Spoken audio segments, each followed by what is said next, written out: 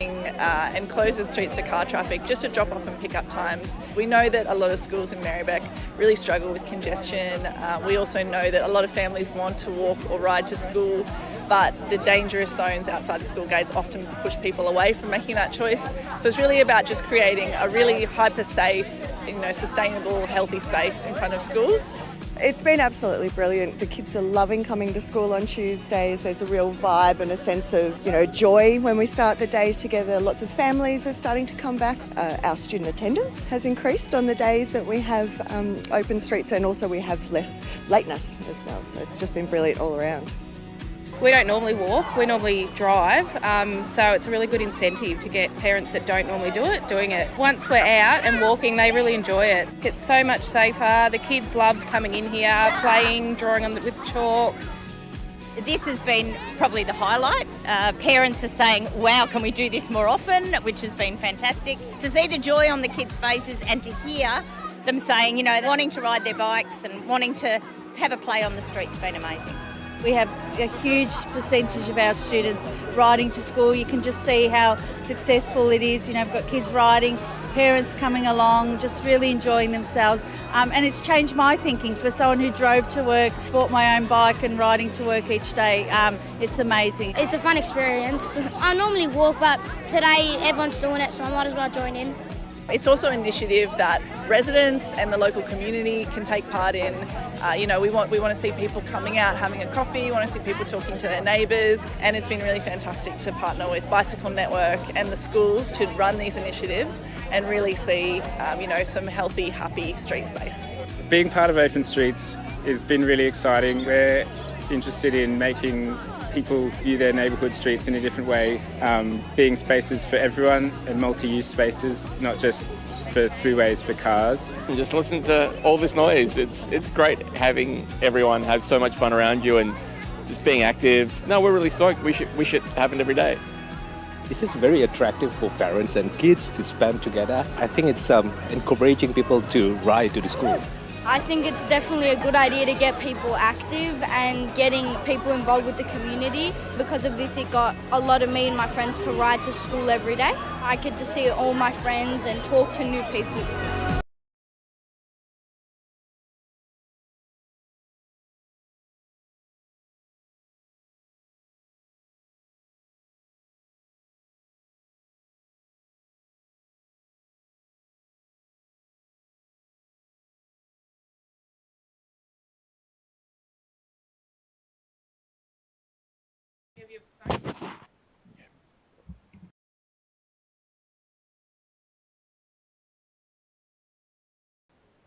Oh, it's still on. Check. Check.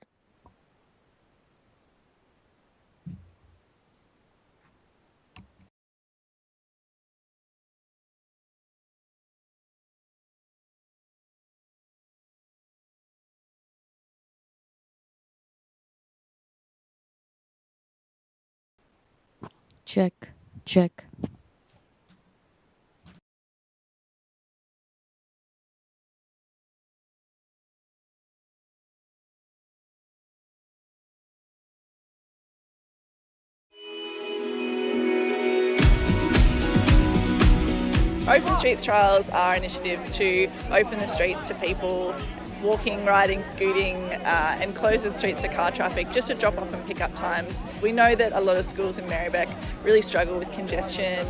We also know that a lot of families want to walk or ride to school, but the dangerous zones outside the school gates often push people away from making that choice.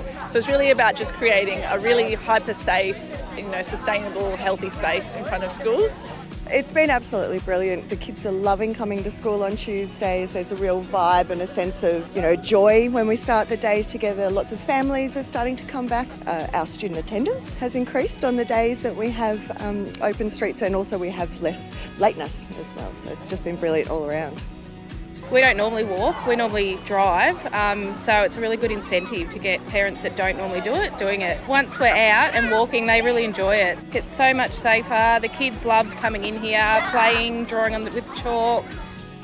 This has been probably the highlight. Parents are saying, wow, can we do this more often, which has been fantastic. To see the joy on the kids' faces and to hear them saying, wanting to ride their bikes and wanting to have a play on the street's been amazing. We have a huge percentage of our students riding to school. You can just see how successful it is. We've got kids riding, parents coming along, just really enjoying themselves. And it's changed my thinking. For someone who drove to work, bought my own bike and riding to work each day, it's amazing. It's a fun experience. I normally walk, but today everyone's doing it, so I might as well join in. It's also an initiative that residents and the local community can take part in. We want to see people coming out, having a coffee, we want to see people talking to their neighbours, and it's been really fantastic to partner with Bicycle Network and the schools to run these initiatives and really see some healthy, happy street space. Being part of Open Streets has been really exciting. We're interested in making people view their neighbourhood streets in a different way, being spaces for everyone and multi-use spaces, not just for throughways for cars. And just listen to all this noise. It's great having everyone have so much fun around you and just being active. No, we're really stoked. We should happen every day. This is very attractive for parents and kids to spend together. I think it's encouraging people to ride to the school. I think it's definitely a good idea to get people active and getting people involved with the community. Because of this, it got a lot of me and my friends to ride to school every day. I get to see all my friends and talk to new people.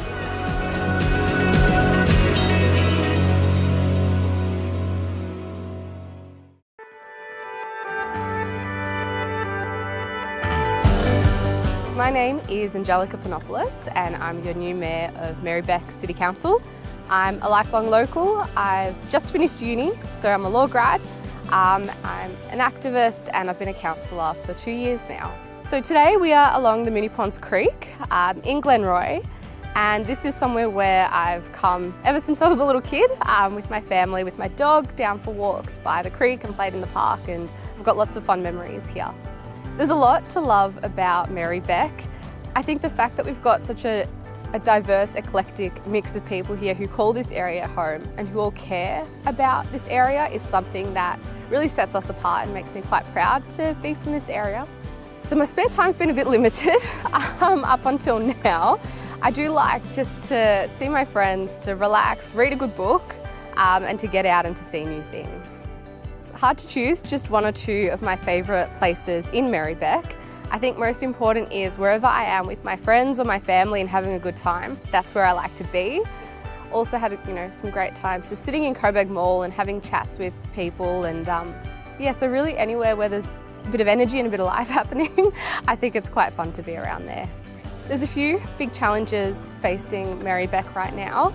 In terms of broader challenges, I think we need to work together to bring the community with us on particular journeys, say to reconciliation, to other forms of equality that we need to have happen in our community. As the Mayor of Merri-bek, I hope to achieve a few things. I hope that first and foremost, we can make council seem a lot more accessible to people, and as though this isn't something that you have to wait until you're much older to do or until you've got X amount of years of work experience. I think making it quite clear to people that this is council, it belongs to you as much as it belongs to me, and so we should all get involved, and I really want that to be the overriding, message throughout this mayoral year.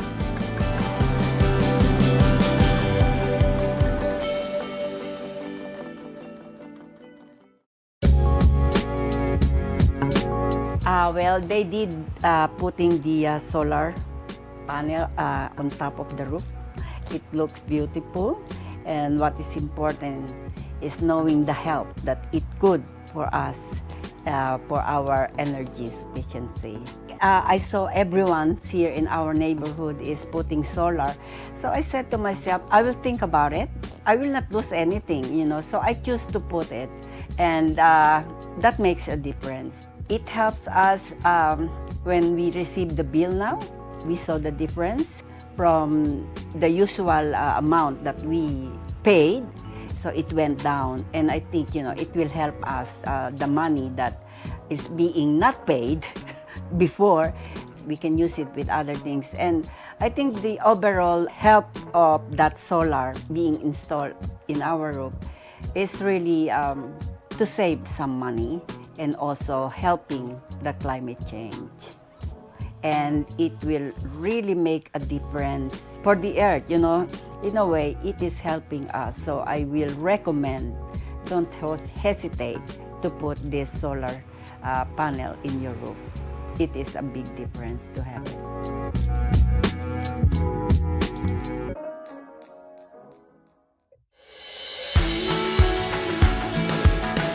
Pedestrians and bike riders, including a large and growing number of Coburg High School students, are at risk every day on and around Coburg's Bell Street Bridge at the Nicholson and Elizabeth Street intersection. The area is notorious for traffic accidents. Recently, a Coburg High School student was injured by a car while walking in the area.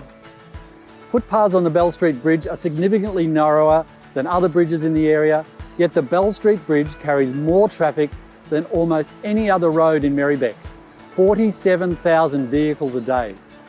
The narrow paths along with high volumes of cars, trucks and buses pose an unacceptable risk to safety and accessibility in our communities. We know that more than 1,000 people walk and wheel across the bridge on weekdays, just in the morning and afternoon peak periods. Even more use the bridge during the day and on weekends. We also know that students are worried about walking and cycling across the bridge. And for many, it's their only way to and from school, or to access the after-school activities and shops. I've heard lots of horror stories about near misses and things like that, but most of what I see is just less than a metre in between the pedestrians and the cars, and 3 lanes of traffic going as fast as they want. It's really not a secure space because there's no separation in between the traffic, which is loud and fast, and the footpath where usually school kids are walking across. I use the Bell Street Bridge almost every day, maybe 4 times a week, and it just makes me feel very unsafe. I myself have had terrible experiences on the bridge. The thing is, I haven't seen one. I've actually been in an accident. We were just like traffic, waiting for the green light, and then out of nowhere, pow, the back of the car just gets slammed into by another one. We practically jump out of our seats. It's one of the main connections to get me home. So yeah, I have to use it on a daily basis. I've seen some near misses. I've been in a few near misses myself, especially around the little island in front of the service station. So I was actually involved in a car accident myself. It was in the rain, a lady lost control of her van and actually went into the barricade. So I got pulled back from that and then had to pull one of the ladies out of the car. I was probably in year 9. So that was pretty traumatic and pretty scary to see. That kind of put me off using the bridge, especially by myself. It's very small and it's very, especially after school and before school, there's lots of kids going to and forth, especially because there's a 7-Eleven there. So it can be pretty packed, and obviously after school traffic makes it really, really hard. They've already implemented different lower limits, but in a sense that doesn't really change anything because not everyone follows the rules. Our school has lots of active transport modes. We use the bike paths and things that surround the Bell Street Bridge, including Merri Creek. There's kids coming to and from every single day, and I think that it's super important that we make that environment more safer and more easily accessible for students of all ages. Angelica? That is why we're asking all parties to commit $250,000 to investigate and design safe and accessible active travel options over Coburg's Bell Street Bridge. We need this investigation to be completed urgently within the next 12 months. We're ready for all levels of government to work together with the community to promote safe, active travel for the current and future students of Coburg High School and the communities of Merri-bek and Darebin cities. To show your support, visit change.org and sign the No More Accidents in the Bell Street Risk Zone petition.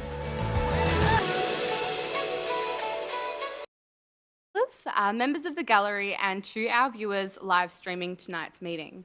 My name is Councillor Angelica Panopoulos and I'm the Mayor of Merri-bek City Council, and I'm also the chairperson of tonight's council meeting.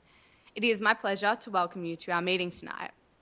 I'll begin by acknowledging that we're meeting on the lands of the Wurundjeri Woi-wurrung people.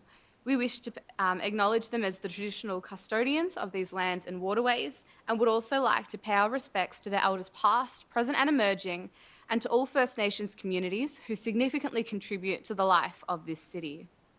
This council meeting is being recorded and web streamed live to council's website and Facebook. This recording will also be available as video on demand, and attendees are advised that they will be recorded during the meeting.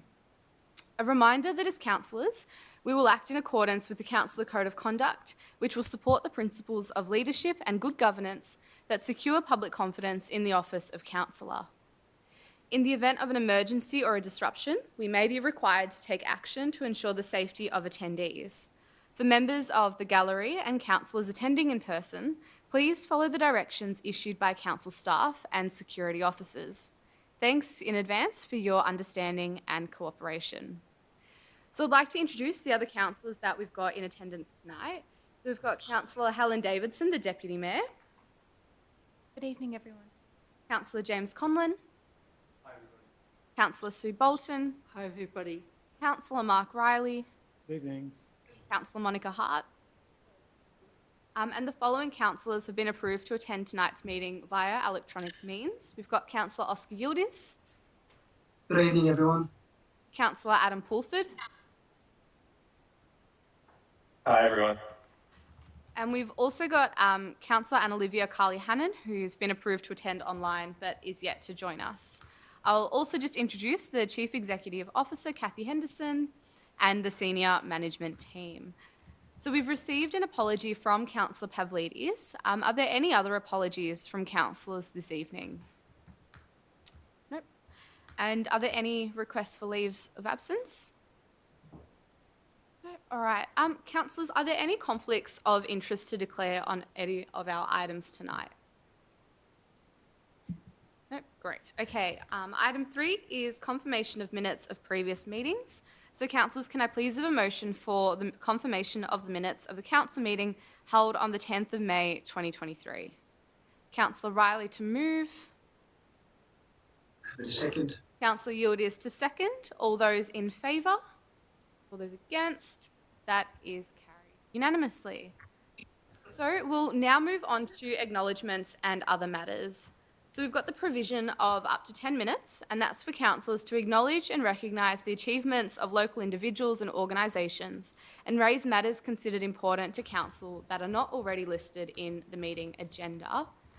Councillors, are there any acknowledgements or other matters that anyone wishes to raise? No? And that, no, I'll just quickly note by saying that a few councillors and I last week, we attended the Australian Local Government General Assembly, the conference in Canberra. And just to report back, we were able to meet with key stakeholders from across the country in local government, learn about other councils and what they're doing in their areas that cause them, I guess, concerns or difficulty. We also passed advocacy motions, and those will be taken to the federal government. And given that today is also World Refugee Day, it's important to note that whilst in Canberra, I represented our council as part of the mayoral task force for refugees. And so several mayors from across councils in the country, we met with MPs and senators and a minister regarding the Australian government's current refugee and asylum seeker policies. And specifically, we explained how they related to us at a local government level. We met with politicians to explain the very human impact of the current refugee deterrent system, and we explained why we need to abolish temporary visas and give people work and study rights and healthcare, amongst other things. So that's just to, I guess, update people that we've got a long history of advocacy and direct service provision at council, and that this was just, I guess, taking advantage of the opportunity whilst we're in Canberra at this conference to continue putting this firmly on the agenda of the politicians there. So that was just the acknowledgement from me. I'll just see if there were any. Councillor Bolton? I've got a couple. I don't normally use this, but there are two things I wanted to just mention for people who might be watching or here in person. We need your mic, Sue. Thanks, Adam. Sorry, I've just got a couple of things that have happened since the last council meeting, so I suddenly thought I should report back on them.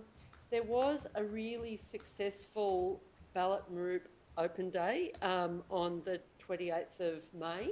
For people who don't know, Ballot Merri-bek is the site of a former Aboriginal school which was closed down about 10 years ago, and there's been a big campaign to win back the site. And Merri-bek Council and the former, under its former name, Moreland Council, and the Wurundjeri have been fighting to get the land returned. And there has been a campaign for a number of years to try and get a cultural centre and Aboriginal services and education and sport facilities on the site. And it was a well-attended day with many activities. I won't go into detail, but it had the day had a lot of support from people within the First Nations community, not only traditional owners, but First Nations people living off country, people who are involved in the original campaign to keep the school open. A lot of local residents and people from all over Merri-bek attended. So it was a really great day. And secondly, I'd just like to report that we also had a very successful day on Saturday, a big rally to get accessible tram stops built on Sydney Road. For those who don't know what accessible tram stops are, they mean a bit like the ones in the city where you can just wheel on to a tram. You don't need to climb up all the steps. And this is an imperative campaign because in about 2 years' time, the government will shut the upfill train line in order to do the level crossing removal in Brunswick, and that will remove any accessible public transport in this area unless the accessible tram stops are built. So I just thought I'd let people know there will be more actions. There's a growing coalition of groups coming together to fight for this, and there will be more actions, so watch this space. Thanks, Councillor Bolton, and welcome, Councillor Tapanos. We're just in the acknowledgements section of the evening. Councillor Davidson. Thank you. And through the Mayor, I'd also just like to acknowledge and congratulate a former councillor and two-time former Mayor, Councillor John Kavanagh, who was awarded a very high distinguishment, the Order of Australia Medal, for his commitment and his work on council for many years, and his work with the community and in particular the various community centres that we have in place in Gowan Bray, in Pascoe Vale and in Glenroy now. He's been an outstanding person to work with, and I've had the privilege of knowing him on my few terms on council and finding him a wonderful friend and mentor as well. And the Order of Australia Medal is very well deserved. And he now is the president of the Moonee Ponds Creek, the Friends of the Moonee Ponds Creek, and is doing a wonderful job there as well. Council still is in contact with John Kavanagh through his work on the creek. Excellent. Thank you, Councillor Davidson. With that, I think our time for the acknowledgements is up, so we might just move on to petitions in the agenda then. And the first one that we've got is a petition requesting a recycling bin in Methven Park. So, councillors, are there any conflicts of interest to disclose? All right, and I believe that we've got the lead petitioner, Jack Adams, here tonight to speak on the petition. So, Jack, feel free to come on in and you can tell us all about your petition.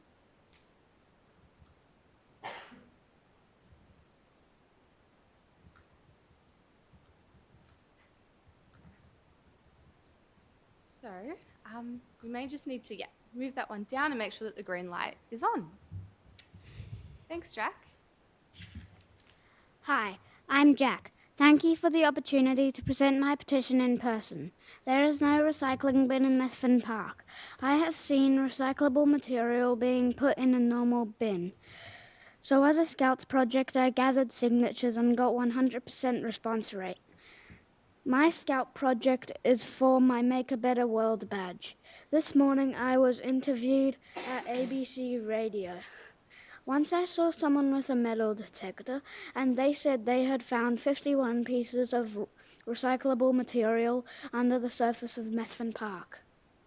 Thank you again for the chance to present my petition in person. We submitted it electronically last month, and I have a paper copy of it tonight.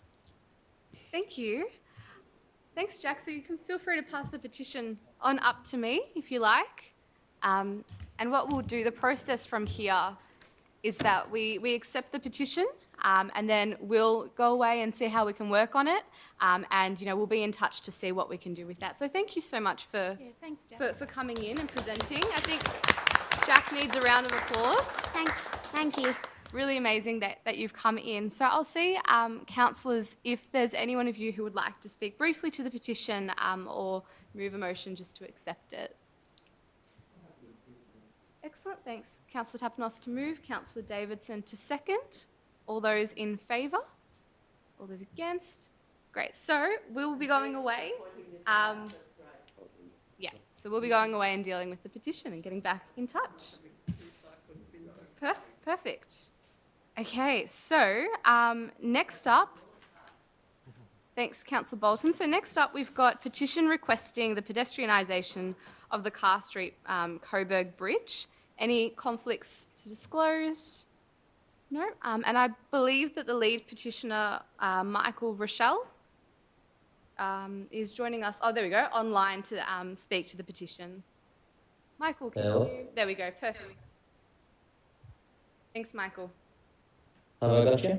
Yeah. Okay, thank you. I'd like to thank everyone for taking the time to read over my petition and hear me present today. I submitted because it's something that I believe needs attention, and I've taken this to a few members of my community to get it tabled here today. I've been a resident for 9 years, and I've seen firsthand the increase in aggressive and unsafe driving on these neighbourhood roads. For those who aren't familiar, Carr Street sits between Sydney Road and Murray Road, and both of which are hotspots of dangerous driving. And they both have their own community action pushing for better road safety. And Carr Street is additionally signposted as local traffic only, and that's an unenforceable suggestion that is often ignored. I contacted Council in 2016 regarding this issue. At the time, average traffic volumes were deemed to be within acceptable levels. That feedback didn't take into account noise pollution, the type of driving, or other factors mentioned within the petition. The amount of traffic that can bank up and has to yield to oncoming vehicles encourages competitive mentality, as cars trail up Carr Street in one direction and back onto Newlands Road on the other, just waiting for a gap to duck into. Carr Street has a roundabout, it has speed bumps, and it's got parked cars, which were considered to be traffic calming measures, but they haven't really solved the issue. The speed bumps are used as start and end points for aggressive and bad driving. Nature strips get torn up, signs get knocked over, cars get scraped, and wing mirrors get knocked off. And in addition to this, expecting private vehicles to be used as passive calming measures isn't really fair. The cost of damages are usually borne by the vehicle owner, and perpetrators are rarely held to account. I propose to pedestrianise the Carr Street Bridge, which would remove the issue of Carr Street and surrounds being abused by commuters and problem drivers. And things like this have proven successful elsewhere, and I think the benefits could be realised here as well. Thank you again for taking the time to hear me present. Thank you, Michael. Councillor Bolton, do you wish to speak briefly to the petition? Yes, I was actually wanting to ask a question of Michael. Sorry, I've got my back to you because of the screen, location of the screen.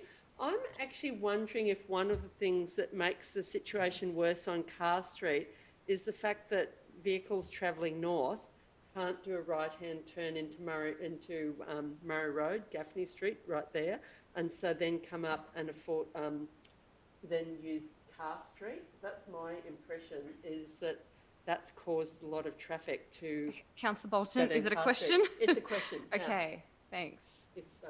If you've got an opinion. That was mentioned by one person on my street that I raised it with, and I think if you're coming in east from O'Hare Street and north up Sydney Road, you can turn down Champ past Pentridge and onto Murray there, or left up to Gaffney if you like. Great, thank you, Michael. I'll see if... I'll ask for a motion for the petition to be received. Councillor Bolton to move, Councillor Conlon to second. All those in favour? Yep, all those against. That is carried unanimously. Thanks, Michael. Thank you. No worries, appreciate it. Thank you. Thanks. Okay, so next up we've got a petition requesting Council investigate parking and business practices in the vicinity of Victoria, Henkel, Alexander and Wendell Streets in Brunswick. Are there any conflicts to disclose? Nope. All right. And I believe that we've got Tim Jessup joining us online to speak to this matter as the lead petitioner is unable to join us. So just check that Tim's audio is connecting. That's me. Thanks. Tim, you'll just have to mute the live stream. Yep, sorry, I muted the live stream right here. Okay, I've not actually met the lead person at all. It was just a Facebook group, and I'm actually out on a community evening myself this evening with people on my street. We do have issues with the behaviours of the Renault, Essendon Renault Service and Spare Parts on 1-1. I'm just going to read my statement that I've written. As a resident on Heckle Street, Brunswick, on a daily basis, our family is impacted by the behaviour of Essendon Renault Service and Spare Parts. On the petition, it's described as the occupiers of Victoria Street. They're using the practice of using the surrounding public parking spaces, primarily Victoria and Heckle Street that I've witnessed, as a storage facility to run their business. It makes me believe that they're on a site that isn't actually fit for the purpose. Their behaviour has fundamentally and adversely changed the nature of our neighbourhood. And as a resident, I often struggle to find parking close to my own home. The other thing that affects us is we frequently have difficulty getting tradespeople and delivery people to be able to access our house as well to help us. These are all people that we depend on, to live our lives. Also, this situation is only going to get worse. There's currently an 11-storey apartment building under construction on Albert Street, part of the Gilpin Park precinct. That actually backs onto Victoria Street. And so once that's completed, there's going to be so much competition for the car spaces there. And there's frequently dozens and dozens of cars from Renault parked in that street along there alone. In addition to the parking issues that I've witnessed the following from Essendon Renault Services and Spare Parts, or staff or vehicles. We're getting instances of speeding in what was a quiet one-way street. There's increased traffic on Hinkle Street. We've got vehicles being driven without displaying any licences or dealer licences plates on the public roads. We're getting parking in those standing zones. We're getting parking in constructed footpaths. This one's particularly for me, as I've got young children. We were on foot. One side of the path is closed already, and they're parking vehicles on the other side of the footpath. And so it's forcing me and my young children, one of just in a pram, to try to be on the road. They're loading and unloading vehicles there all the time. It's incredibly busy, incredibly dangerous. That was the statement I prepared. I'm not familiar with what else Matt had prepared. Thanks, Tim. Your statement and the petition were quite aligned in the concerns that they were raising. So thank you for taking the time to talk to that. I'll see if any councillor wishes to speak to this briefly or to move it. All right, Councillor Tapanos to move, Councillor Riley to second. All those in favour? All those against? That is carried unanimously. Thanks, Tim. So, in terms of petitions tabled by councillors, I believe we've got one to be tabled by Councillor Davidson. So would you be able to speak briefly to the petition, and then I'll ask for a motion for it to be received. Thank you, Mayor. I've received a petition from Paul Gavin, who has successfully accumulated just under 100 signatures in relation to his request and the community's request for lighting improvements to Coal Reserve in Pascoe Vale. So Coal Reserve is a very popular park, both for sport and for casual recreation, and particularly for people who wish to walk their dogs, and it is a off-leash park as well. And the request is just for better lighting on the boundary of the west side of the park. So I would seek to submit this on behalf of Paul, who has diligently and proactively sought to obtain these signatures from people who use the park. Excellent. I'm happy to second that, Angelica. Happy to second. Perfect. Thanks, Councillor Yildiz. So Councillor Davidson to move, Councillor Yildiz to second. All those in favour? All those against? That is carried unanimously. Thanks, councillors. So we're now up to item 6, which is questions of council and community statements. The time provided for questions and statements is 30 minutes, and this time can only be extended by another 30 minutes by resolution of council. If we do not have time to answer your question, it will be taken on notice and responded to in writing. Priority will be given to questions and statements that relate to matters listed in the agenda. If time allows, questions about items other than those listed on the agenda will be considered. A maximum of 2 questions or statements in any combination is allowed per person, and questions or statements that relate to a matter listed in the agenda will be dealt with first. If you've registered to ask a question, when I invite you, you or your representative must state your name, your suburb, and then ask your question with preamble or background for up to 3 minutes. If you've registered to make a statement, when I invite you, you or your representative must state your name, suburb, and then make your statement without taking longer than 3 minutes. If you've submitted a second question or indicated you have a second statement, it may, at my discretion, be deferred until all other persons who have submitted questions have asked their first or not be asked if time doesn't permit. A maximum of 3 questions will be heard on any one subject, and then we'll proceed to the next topic. If time allows, we'll then return to the previous topic. So I'll either answer the question on behalf of council or invite another councillor to answer. Alternatively, I'll ask the Chief Executive Officer to provide a response or to refer it to a council officer. There'll be no response or discussion in relation to community statements. As detailed in the governance report, in the governance rules, questions or statements may be disallowed if they are defamatory, indecent, abusive, offensive, irrelevant, bless you, trivial or objectionable in language or substance. If a response to your question is provided at tonight's meeting, there will be no further formal response. However, council will action any commitments made in answering the question. And so with that, question time is commencing at 7:26.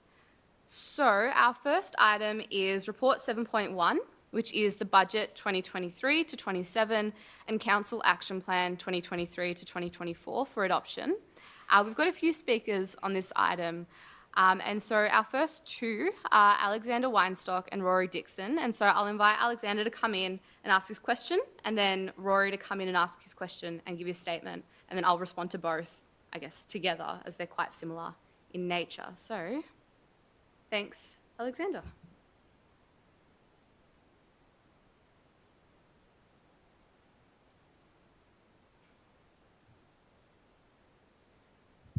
Good evening, councillors.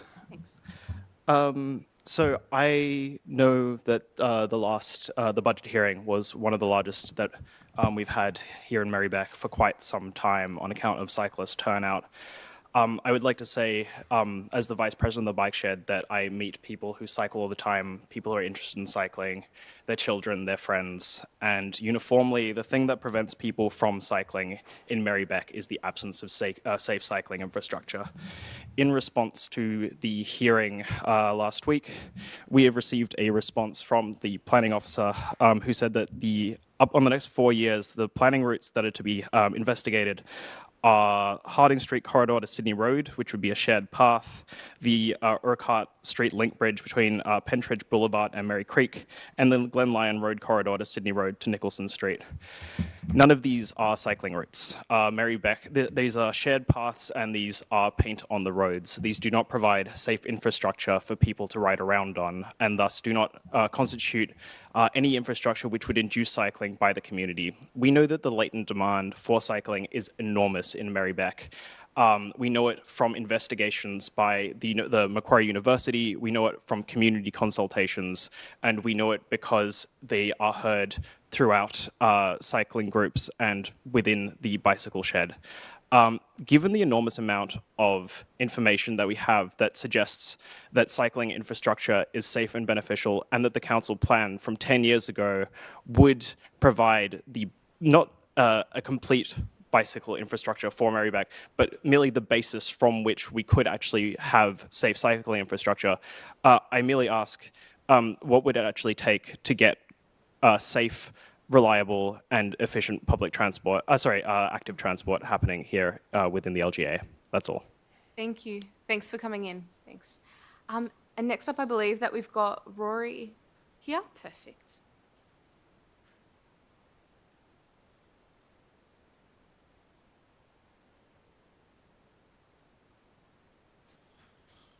Good evening, councillors. My name's Rory. I live in Glenroy with my 2 kids and my wife. I just want to know why the City Council appears to be ignoring its constituents when there was overwhelming demand for prioritising active transport within the community. There were over 87 submissions, or up to 87 submissions in the last Budget Committee hearing. There's clearly a strong demand for prioritising active transport. The only way to do that is to make it safer and to build a complete network.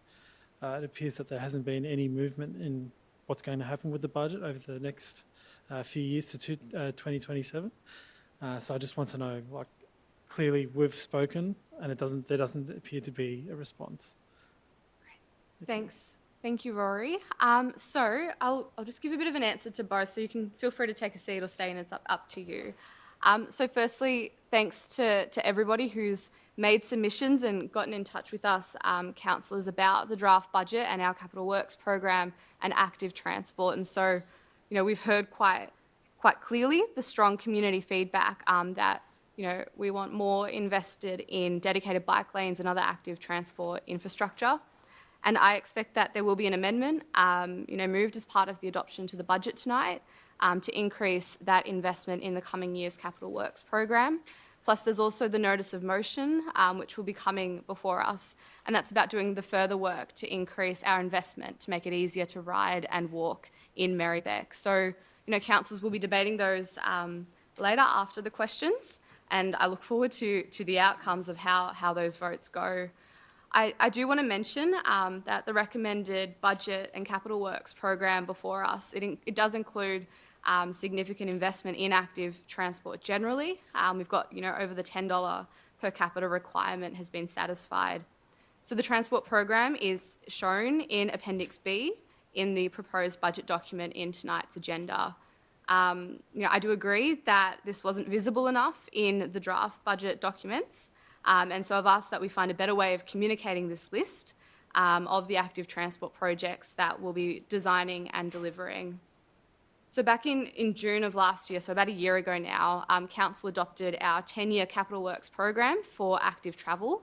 And the program sets out a 10-year plan for infrastructure, including you know, the separated bike lane projects, as well as, you know, many shared paths and upgrades to existing paths.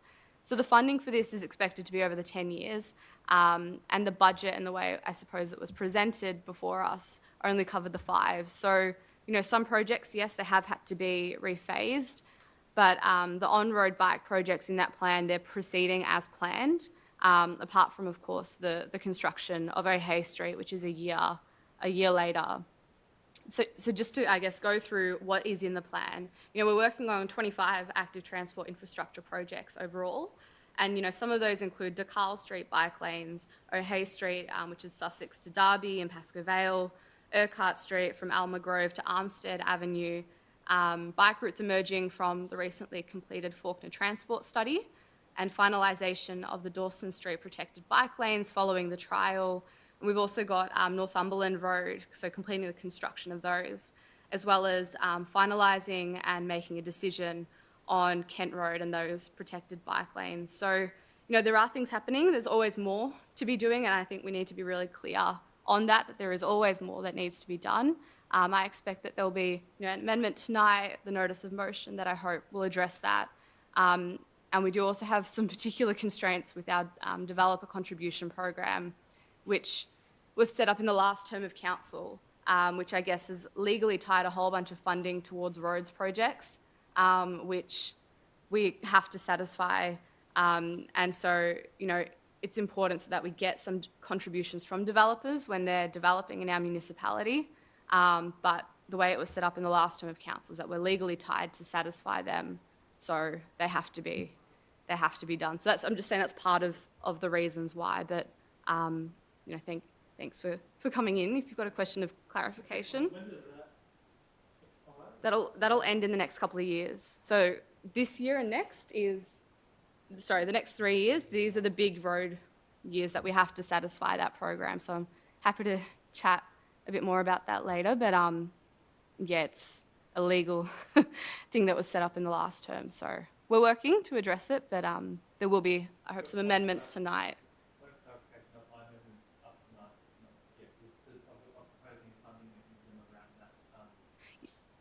I'm proposing a funding mechanism to get around the DCP restraints in my amendment tonight. So So we are working to address that, but that's just some of the reasons why we're in this situation.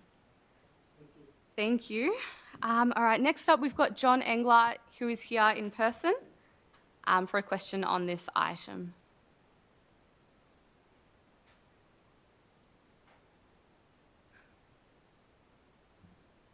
Thank you, Mayor and Councillors. I'm a Fawkner resident, but I'm here in my capacity as convener of Climate Action Merri-bek. My question on this item is why aren't there dedicated cycling projects consistent with the state bicycle strategy, at the very least in design, in the budget, to make use of state government grant funding in the next 4 years, which I understand is from the Safe Local Roads and Streets program.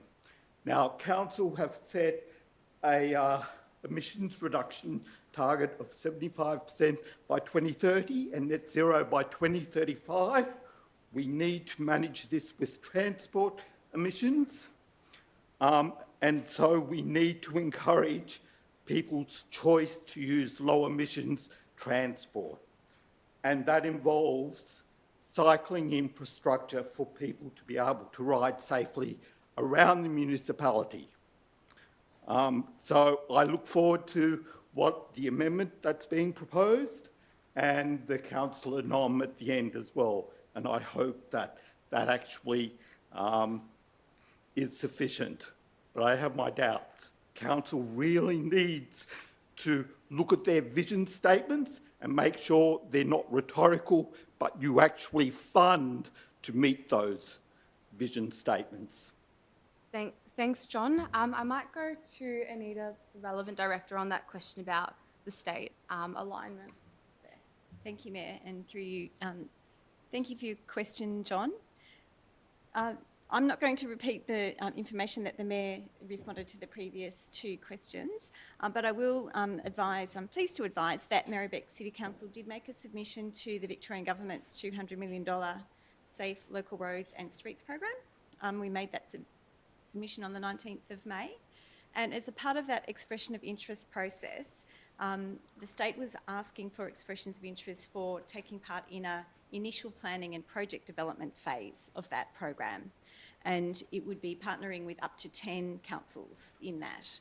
So Merri-bek hasn't heard yet what the outcome of that was, but in our submission we included that we would be looking to undertake development and planning around some potential mass treatment projects, and that includes things like raised thresholds, improvement of pedestrian priority network, safe access to schools, and safe bike lanes. So that was the 4 things that we identified in our submission. And we also wanted to take opportunities to look at road safety opportunities in Lygon Street as well. So if Merri-bek is successful in the initial planning and project development phase, then we will be able to progress even more than what has been talked about already tonight with design of some future initiatives. And as you may be aware, there is that list on page 115 of the agenda for tonight, which is the appendix to the budget report on the transport program for a summary of that. Thanks, Anita, and thanks, John. Next up, we've got Nicholas Sull, who is here in person for a statement.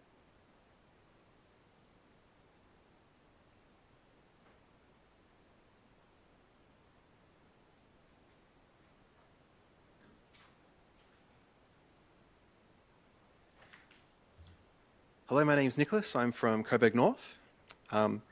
Speaking on behalf of the almost 700 members of the Merri-bek Bicycle User Group, we would like to express our dismay and agitation regarding this council's budget. The council received an astonishing 87 submissions directly referencing cycling infrastructure, and all but 4 were about council's failure to budget, design, or build protected bike lanes over the next 5 years. By their own admission, officers reported that the participation rate in stage 2 of the engagement, the online submissions, saw the highest levels in the past 5 years, and yet they are making no changes to the budget for cycling projects. We believe council should, at a bare minimum, commit to designing the Victoria Street Brunswick protected bicycle lanes within the 23-24 financial year. This route is already a state government strategic cycling corridor and will play a critical role during the LXRP construction, all of which make it more likely to attract funding from the state government for project delivery. We also believe it would be appropriate for council to adopt a service performance indicator that measures successful mode shift to public and active transport, including travel by bicycle, potentially by using the household survey that is already conducted at regular intervals. Thank you for your time. Thank you for coming in, Nick. Thank you. So next up, we've got Kelly Skapitis, who I believe is online with a question on the budget. Is she online? Okay, well then we do not have Kelly then. All right, so next is report 7.3, Brunswick Central Parklands and Integrated Water Management Plan. And for that, we've got John, who is here with a question.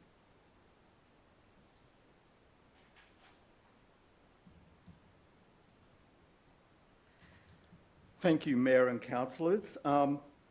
I'm going to deviate a little bit and just acknowledge Anne McGregor from Friends of Merri Creek was awarded an OAM for her dedication in conservation for Merri Creek. And that's something that all of us should really appreciate.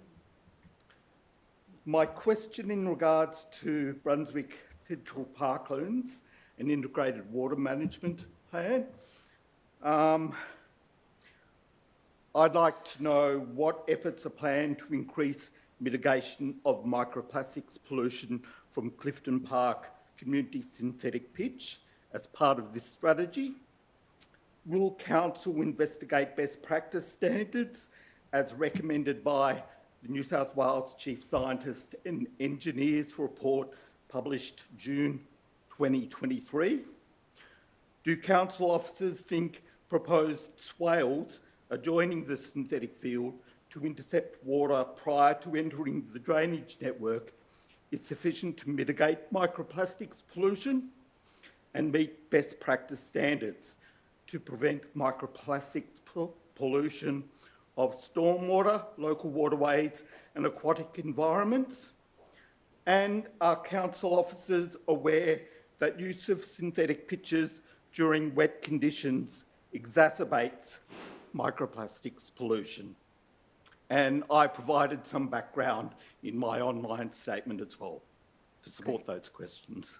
Thank you, John, for asking those questions. I might go to Eamon, the Director of Community.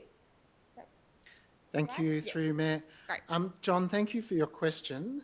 So as is outlined in the Brunswick Central Parklands and Integrated Water Management Plan, there is a proposal to replace the current synthetic surface at Clifton Park, which is also contained in this current budget, which is before council tonight.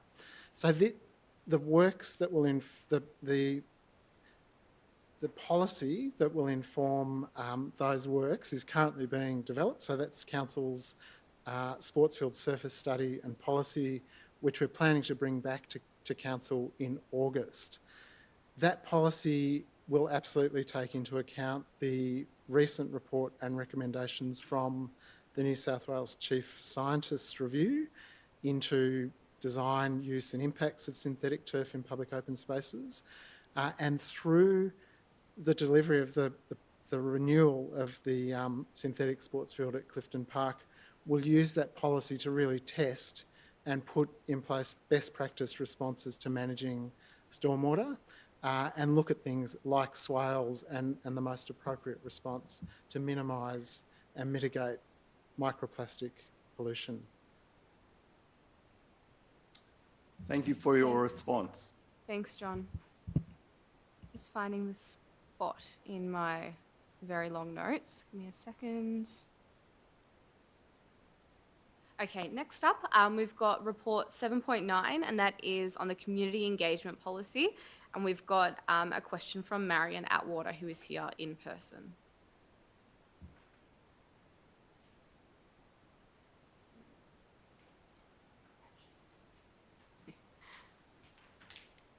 Hello, Mayor and councillors. I was one of the 4 people or groups that made a submission to the review of the community engagement policy earlier this year. Section 60.2.b of the Local Government Act seems to imply that I might have a right to communicate my view and have my interests considered at tonight's council meeting about the revisions to the policy.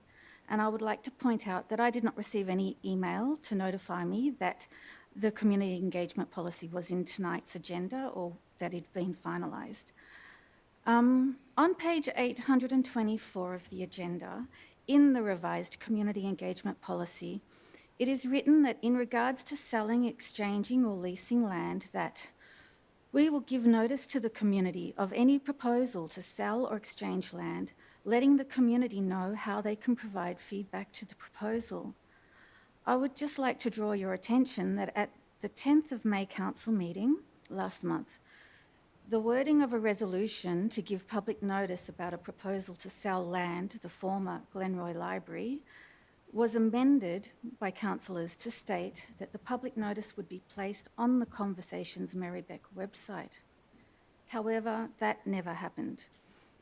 The public notice for the sale of the former Glenroy Library was only on the corporate website news page, where I don't think many people would have seen it. On page 810 of the officer's report, there is mention of a community engagement policy toolkit and guidance. And although this might sound like a trivial question, it's not, because it relates to the governance and management checklist. So my question is, what date was this toolkit developed by the council, and what is the date of the most recent revision to the toolkit, please? Thanks, Marion. One for Eamon, the Director of Community. Thanks, through you, Mayor. Good evening, Marion. So the toolkit's an internal guidance document for officers. It was first developed in 2020 following the first iteration of the community engagement policy. Sections of that toolkit are updated as required as we get new information and knowledge and advice. And the most recent update was April 2023. Thank you. Thanks. And Marion, you've got another question. Yep.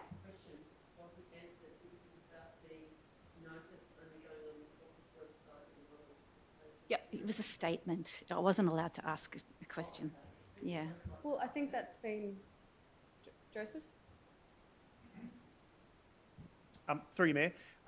Thank you for the question and also your question, Councillor Bolton. So there have been changes to the Conversations Merri-bek web page. There is a web link which provides access to all public notices. So that link did have access to people in the community to make any comments that they wish to in terms of any submissions. However, we do take on board Ms Atwater's comments, and we could absolutely provide an opportunity for an extended level of engagement for feedback for anyone that would like to provide their feedback in relation to that submission on the website. Great, thank you, Joseph. And Marion, you've got a next one up at 7.14, and that's the Governance Report, June 2023 Cyclical Report. Thank you. So my next question is about sustainable transport. And I would like to point out that in the previous council plan, there was a CAP Action 39 to review the parking strategies for the Coburg and Brunswick activity centres, and one of the aims of that was to look at the developer contributions to fund sustainable transport infrastructure. Whereas the council engaged expensive consultants who made recommendations not to follow up with that. I suppose that developers didn't really want to pay for sustainable transport infrastructure. So that's what happened with the MITs and with Amendment C183, which I have read numerous times. I note that in the governance report of tonight's agenda, there is no meeting record for the Sustainable Transport Advisory Committee. I've checked all the council agendas for 2023 and I have not found any meeting records for this committee. I also note that on the council website page for the Sustainable Transport Advisory Committee, that the terms of reference are the outdated version from the previous term of council, and that I would point out that there was a new terms of reference adopted last year on the 9th of February 2022, which are not on the council website. On the council's corporate website, there is a page for riding a bike and walking in Merri-bek, which has links to out-of-date documents. It has the 10-year capital works program for cycling and walking from June 2019, and that document was updated each year in 2020, 21 and 22. There is also a link to the Moreland Integrated Transport Strategy, but the document, when you open it, it does not have the heading that was recommended through the Planning Scheme Amendment C212 panel report. There is supposed to be a reference at the top of the MITs, which says that this document must be read in conjunction with the revisions of 14th of April 2021. I attended a planning panel hearing to question that. I hope that the portfolio councillor will take note of these ambiguities and see to the corrections, please. My question for councillors is, has the Sustainable Transport Advisory Committee held any meetings in 2023? And if yes, on what dates, please? Thanks, Marion. I'll pass that on to the Director of City Infrastructure. Thank you, Mayor. Marion, thank you for your question. There has been a meeting of the Sustainable Transport Advisory Committee this year. It was held on Tuesday, the 2nd of May. The record of that meeting will be included in the July Council Governance Report. Thank you very much. And I'd just like to point out that someone else from Pascoe had their question taken on notice and they're online. So if there's any time to allow Pauline to ask her question, that would be greatly appreciated. Thanks, Marion. So next up, we're up to notice of motion 8.4, which is the making it safer and easier to walk and ride in Merri-bek. And I believe that we've got Nicholas up again to give a statement on that one.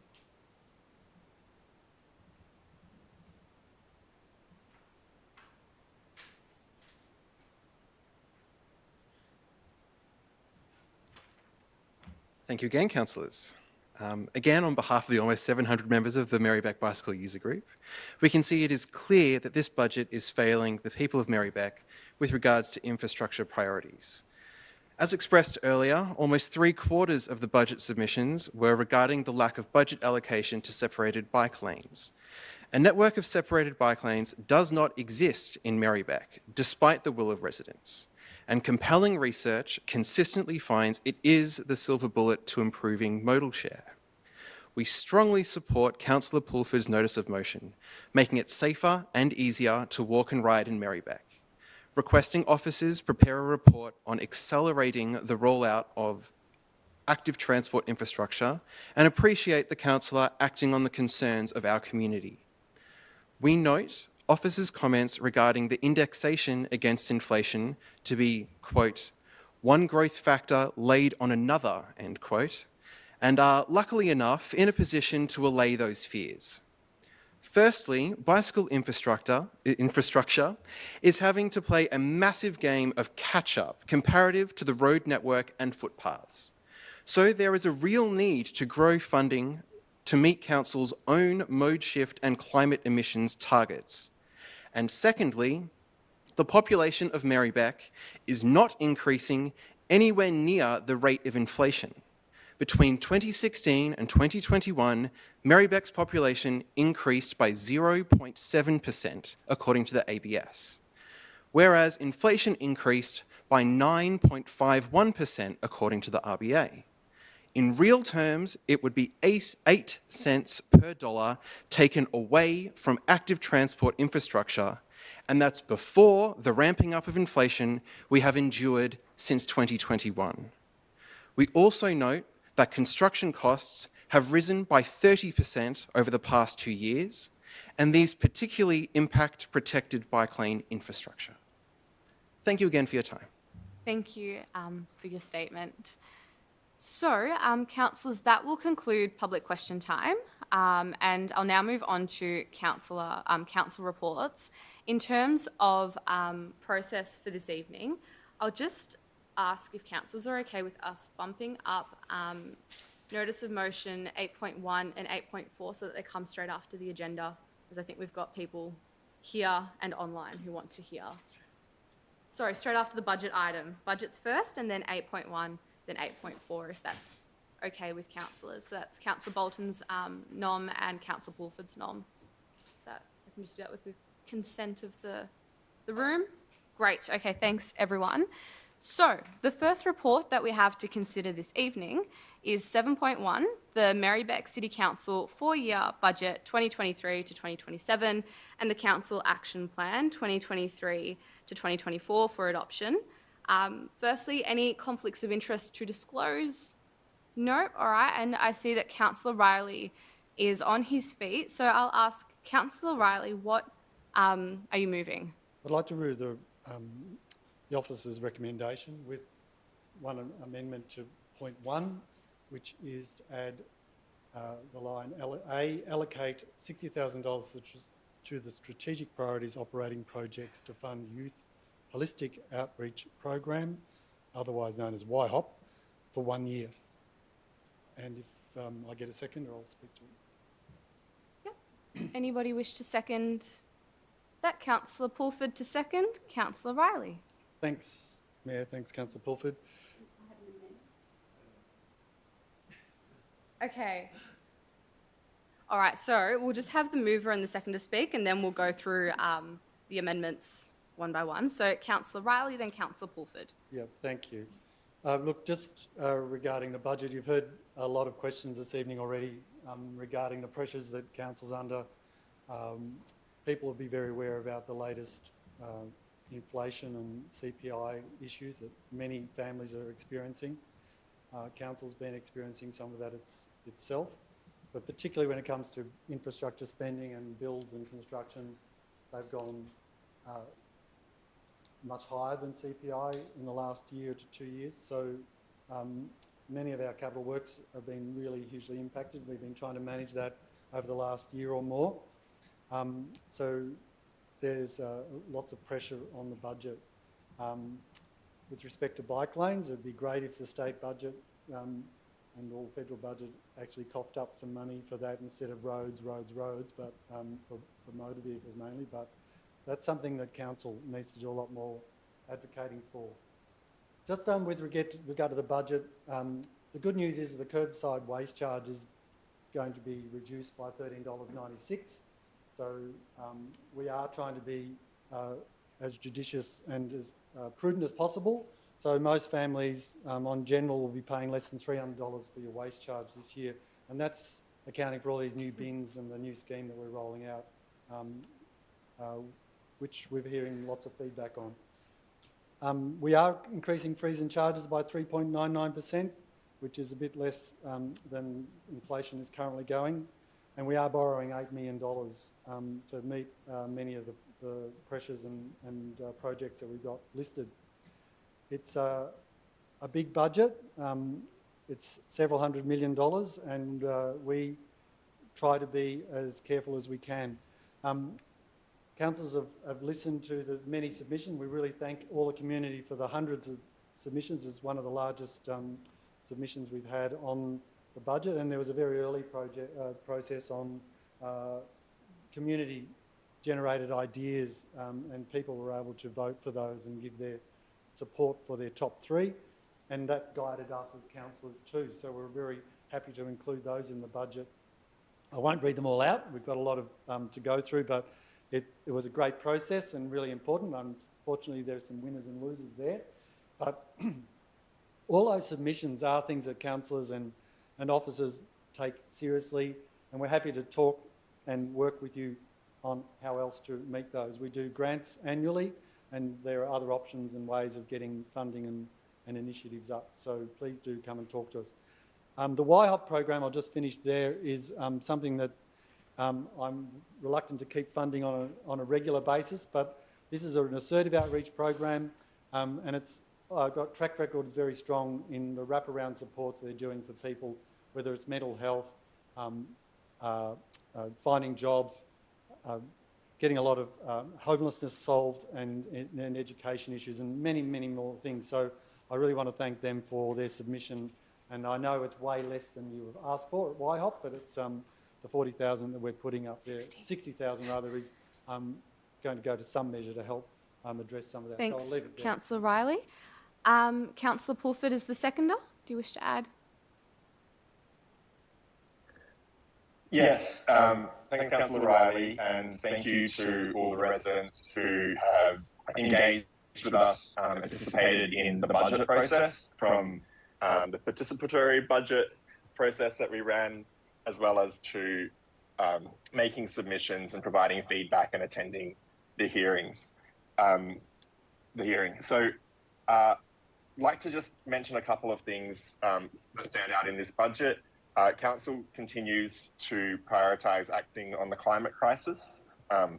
Some of the measures that were prioritised by councillors through our budgeting process was include continuing the solar and thermal grants for low-income earners program, planting more trees in our community to help with cooling our streets and combating the urban heat island effect. This includes funding for planting in tricky places or difficult places, which might include in some car parks, which I'm excited about. It's going to be a challenge for our team, but they've done a lot of hard work looking into the possibility of that, and we're keen to give it a shot. There's funding for our zero carbon Merri-bek emergency action plan. Some other measures outside of acting on the climate crisis. I know that there's been a strong community interest and advocacy for funding of a position in council to progress the Ballot Maroop project. So that's in this budget as well. There's also the homelessness work that Councillor Riley has referenced, and continuing our beloved Coburg Night Market, which its long-term funding had finished, and so councillors prioritised continuing that for our community because we know that people love it. Separately, I will note that I'd like to see more active transport projects in our capital works plan, but noting that there's an amendment coming up that'll at least look at the design of one more project, and a notice of motion later on this evening that I hope will help look at it look at our capital works program in a thorough way, and how we can increase the rollout of active transport infrastructure. So I think I might be coming to the end of my time, but just hope that councillors support the budget tonight, and thank everyone for their work on this, from officers to community members to councillors as well. Thanks. Thanks, Councillor Pulford, and I'll just welcome Councillor Carly Hannon. We're just obviously discussing the budget right now. So I see Councillor Conlon, you've got an amendment. Could you just outline what that is, and we'll see if it's acceptable to the mover and the seconder?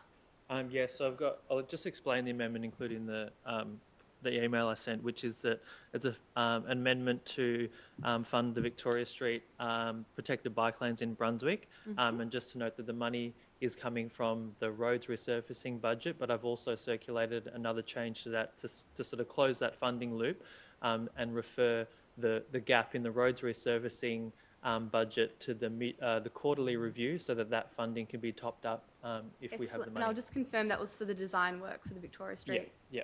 All right, great. So I'll see.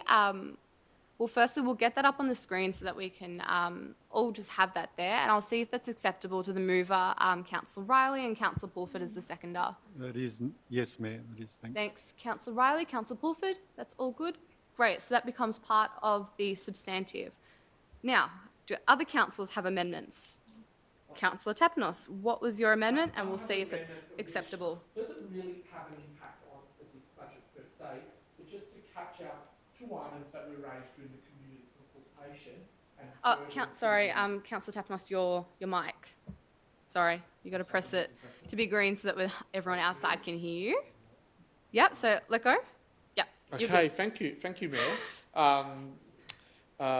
Yeah, I just have an amendment to propose, which doesn't have an impact on the current budget, but just captures two projects that were raised during the community consultation and refers them to the quarterly review, and that is $40,000 to fund the heritage and technical report on the Gillen Oval grandstand, and $400,000 to fund the lights program at Rayburn Reserve. So it's just making sure that we capture those and refer them to the quarterly review.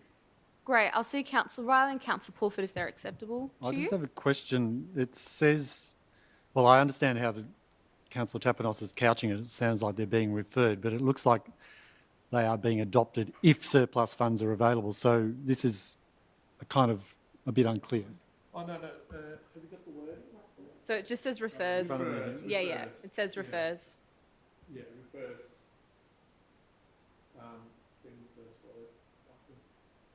That's certainly the intention, to refer. Yep. So just for clarity for all councillors and for people in the gallery as well, we've got amendments from Councillor Tapanos, which are regarding a heritage and technical report on the Gillen Oval grandstand, as well as funding for a lights program at Rayburn Reserve, and they've been referred to the 2023 to 2024 quarterly review process if surplus funds are available. So it's being referred to a process, and if the funds are available. So that's the I guess the impact of those amendments. And there would be another decision at that time. Yes. Yeah. So Councillor Riley, is that acceptable? Councillor Pulford, is that acceptable to you? Great. Well, okay, so that's part of the substantive. So you're now proposing a separate amendment? Yeah. Yeah. So then also the council refers $400,000. Can you use your mic, please? Oh, sorry. I'm not sorry, used to this sorry, thing. Councillor Pulford. Okay, yep. So the council refers $400,000 to the delivery of the Victoria Street protected bike lanes.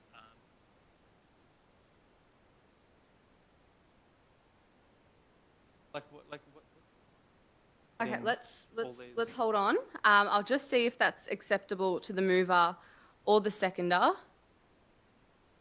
No. Okay. Great. So we'll see if you've got a seconder for that motion, for that amendment, to refer it to that process. I still didn't hear it. The mic just kept working. All right. So Councillor reason. Pulford, that amendment was to refer $400,000 to the 2023 to 2024 quarterly review process if surplus funds are available, and that was to fund the delivery of the Victoria Street separated bike lane.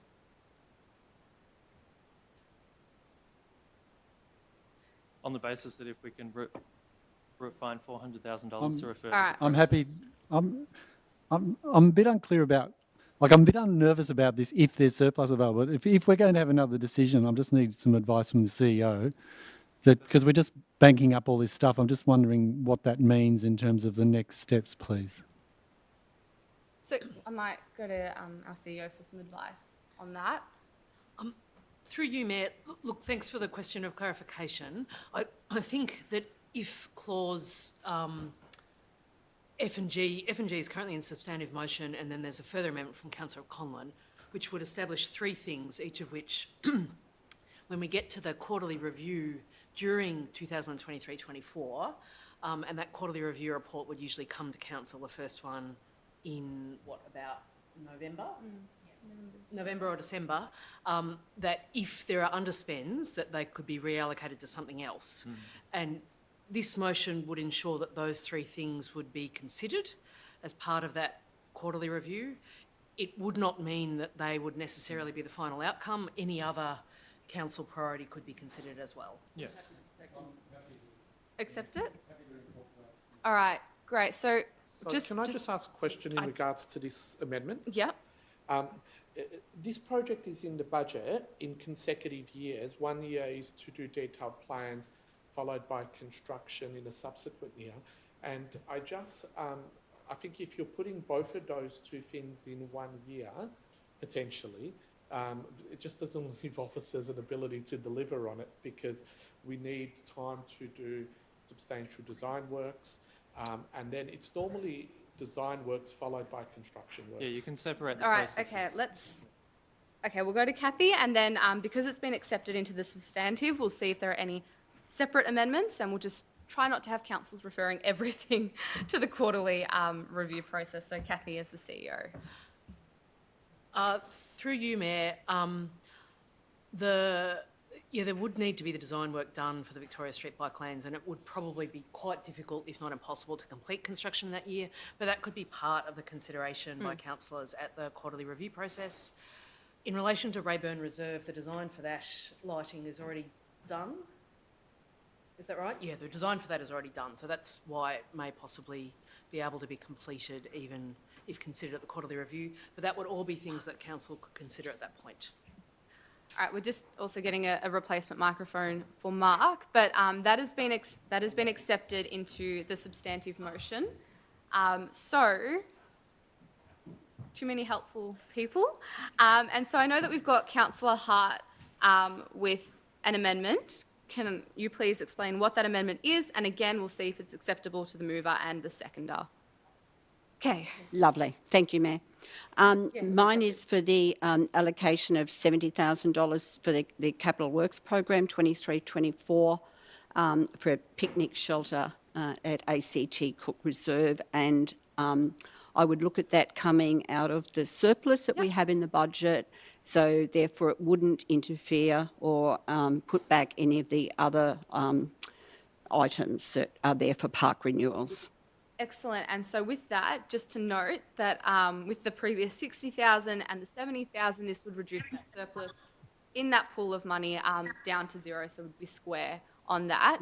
Councillor Riley, are you accepting? Accept that if it's within the budget, yes. Yes, it is. Great. Councillor Pulford, are you accepting that?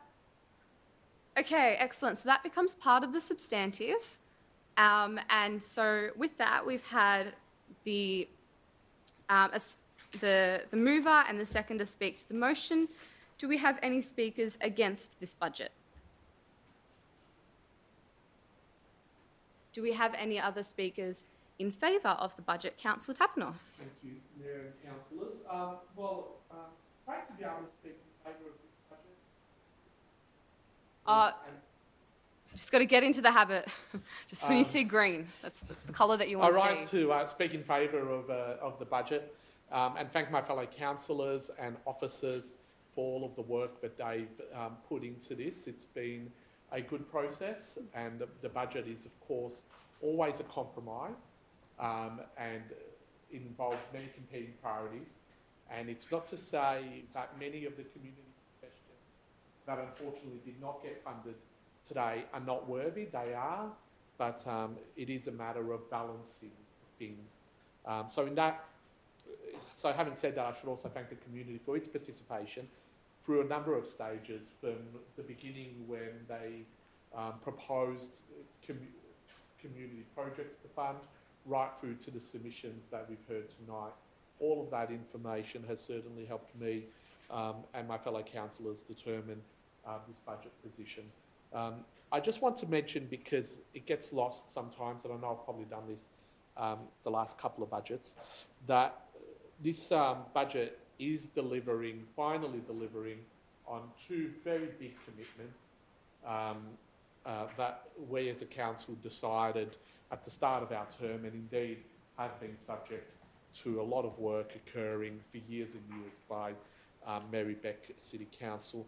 And that is, firstly, the Falconer Pools, a significant upgrade to the Falconer Pools, the Saxon Street Community Arts Hub project, a significant project that we've saved money for over many years.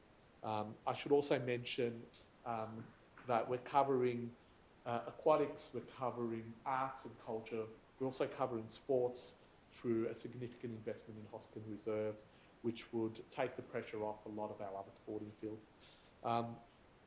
The rollout of the waste bin, that's happening throughout the municipality. That comes as a cost.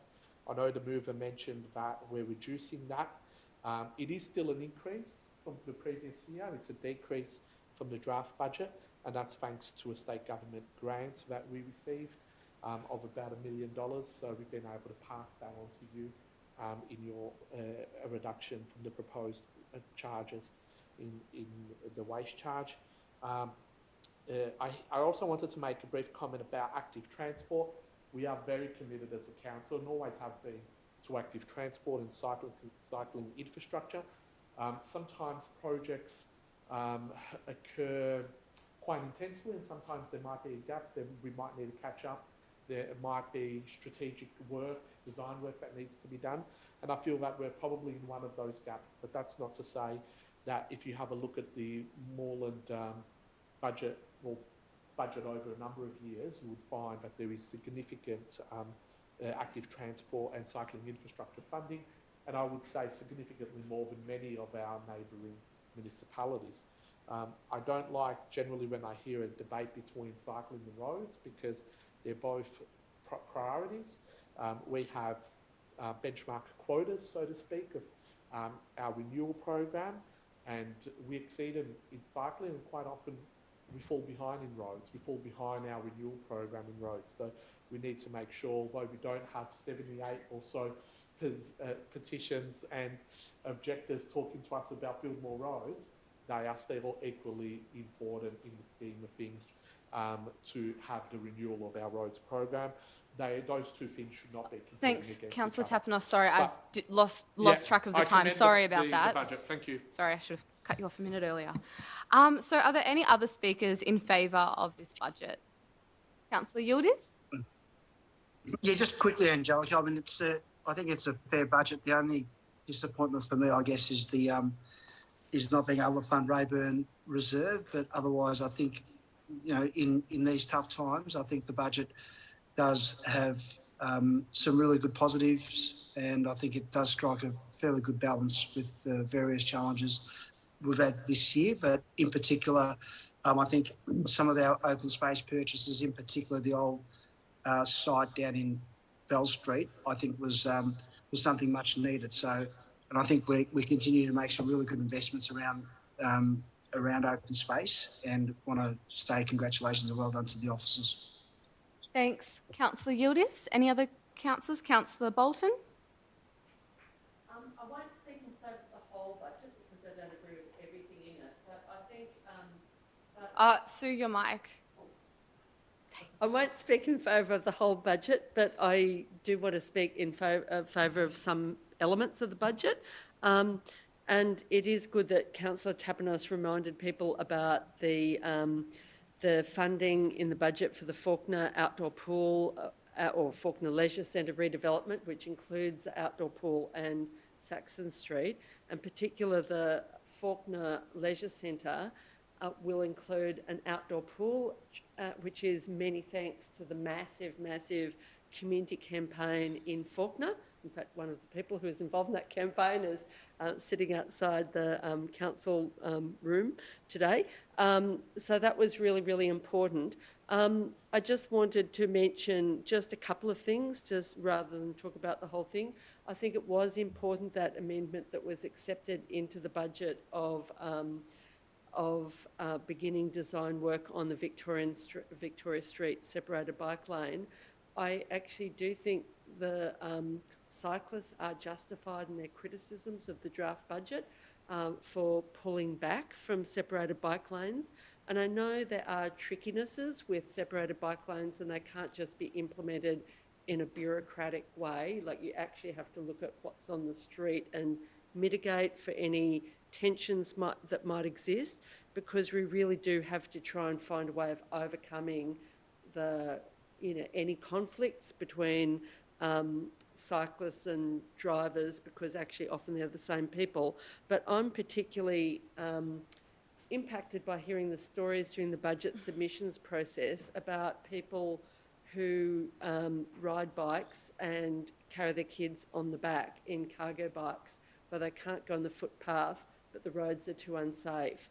And I think council does have an obligation, especially to kids, obviously to everybody's safety, but I think especially, I think the number of cyclists in Merri-bek has outgrown the infrastructure, and that might not be as obvious in the northern part of Merri-bek, but certainly in the southern part of Merri-bek, it's absolutely totally evident that a lot of the popular shared paths are just too small for both pedestrians and cyclists. Like, for instance, Merri Creek Trail could easily be a separate pedestrian and cycling path. And also, I would like to say something about ATC Cook Reserve, because some people won't know about it. It's in Glenroy. It's in probably a neglected part of Glenroy, where, you know, there are a lot of people who feel that council doesn't listen to the needs of that part of Glenroy. And this picnic shelter might seem like a very small thing, but there is a very large group of Nepalese grandparents who gather there every morning. It's their major community meeting space to swap news. They're largely grandparents who don't here to look after their grandkids. Thanks. Councillor Bolton, you're about 30 seconds over. Okay, they need a shelter. They won a public toilet after years of lobbying, and now they need the picnic shelter that was agreed to a long time ago. Great. Thanks, Councillor Bolton. I'll see if there are any councillors who wish to speak in favour of the budget, and I will be more strict on time. Thanks, Councillor Conlon. Yes. So key talking points, key highlights for me from this budget are the ballot Marut funding for the Indigenous, the First Nations Community Hub that we're trying to deliver in partnership with the state government. That would be amazing if we can deliver that. The Faulkner Leisure Centre redevelopment and the Saxon Street redevelopment. But I think overall for me, this budget does fall well short on active transport. Like we heard throughout this budget process, we heard from residents across Merri-bek, from Brunswick to Coburg to Faulkner to Glenroy, the locals want more safe places to ride. It's not an isolated community calling for this. This is a consistent issue across Merri-bek, and that's reflected in the 70% of individual submissions that all called for more safe places to ride. And so I just want to be clear about what this budget actually delivers, and I'm happy the Victoria Street design work's been included, but other than that, what this actually includes in terms of protected bike lanes is making permanent our pop-up bike lanes on Dawson Street, Kent Road and Northumberland Road, as well as delivering the 300 metres of O'Hay Street bike lane extension. The other projects that have been mentioned, I think we should be clear on some of these. So the DeKalb Street Coburg project has changed from a bike lane to being a traffic calming project. I think we need to be clear about that. The Faulkner Transport Study projects emerging from that, none of those are protected bike lanes. And then the Glenlyon and Harding Street Coburg corridors, there's no funding in the budget for either of those within the next 4 years. So I think we need to be clear about what this council budget actually delivers in terms of protected bike lanes. So there is money in here for some shared path upgrades and a new footbridge. And while shared paths are great, they generally don't take people from A to B. What Merri-bek Council desperately needs is a safe network of protected bike lanes on our existing road network, particularly going east to west. We can't continue to sink the lion's share of our cycling budget just on shared paths along the creek. So we're always told that we don't have money to build bike lanes, but given Council's lofty climate and transport emissions reduction targets, we really need to start to find the money to allocate towards building the actual infrastructure that people need to get around. If we keep delaying that, well, obviously that network's never going to come into fruition. So I'm glad that the Victoria Street bike lane design work has been incorporated into the budget, but I think it's great the organisations have around this budget, but getting it, the design work is only step one. What we do not want is for that design work to fall to the bottom of the shelf and become another council plan that isn't enacted. We do need to make sure that that is actually built as soon as the design work is done. Thank you. Thanks, Councillor Conlon. I'll just see if there are any other speakers on the budget. Nope. All right. I will. Councillor Carly Hannon, and then I'd like to speak, and then I think we might wrap it up on this item. So Councillor Carly Hannon. Thank you, through you, Mayor. I'll just add things that haven't yet been mentioned. So I think one of the great things about our local council is just how involved we are in service provision and in actively engaging our community and working to get the most out of what they have to offer as well. So obviously, most recently adding in the YHOP and also the work we're doing in the homeless intervention. But even beyond that, you know, we have a lot of our work in our maternal and child health services that has seen us grow in supporting breastfeeding and our Saturday programs, and now we're investing, continuing to invest in the dads group. And we've also put in money this time to make sure we continue with our Coburg night market. So, you know, sometimes these things come up for renewal, and as a council, we recognised the huge success that our different festivals are having in our community. And obviously in community sport as well, we're going to be commencing our Hoskin Reserve, which I think is a great time with a growing population in that part of the municipality as well. Thank you. Thanks, Councillor Carly Hannon. I might wrap up then this discussion. So I just wanted to begin by saying a huge thank you to everybody who has played some part in shaping this year's budget. So to councillors and to council officers, to directors, the CEO, and of course the CFO, thank you for working together to create a budget that I think, you know, we can all be quite proud of.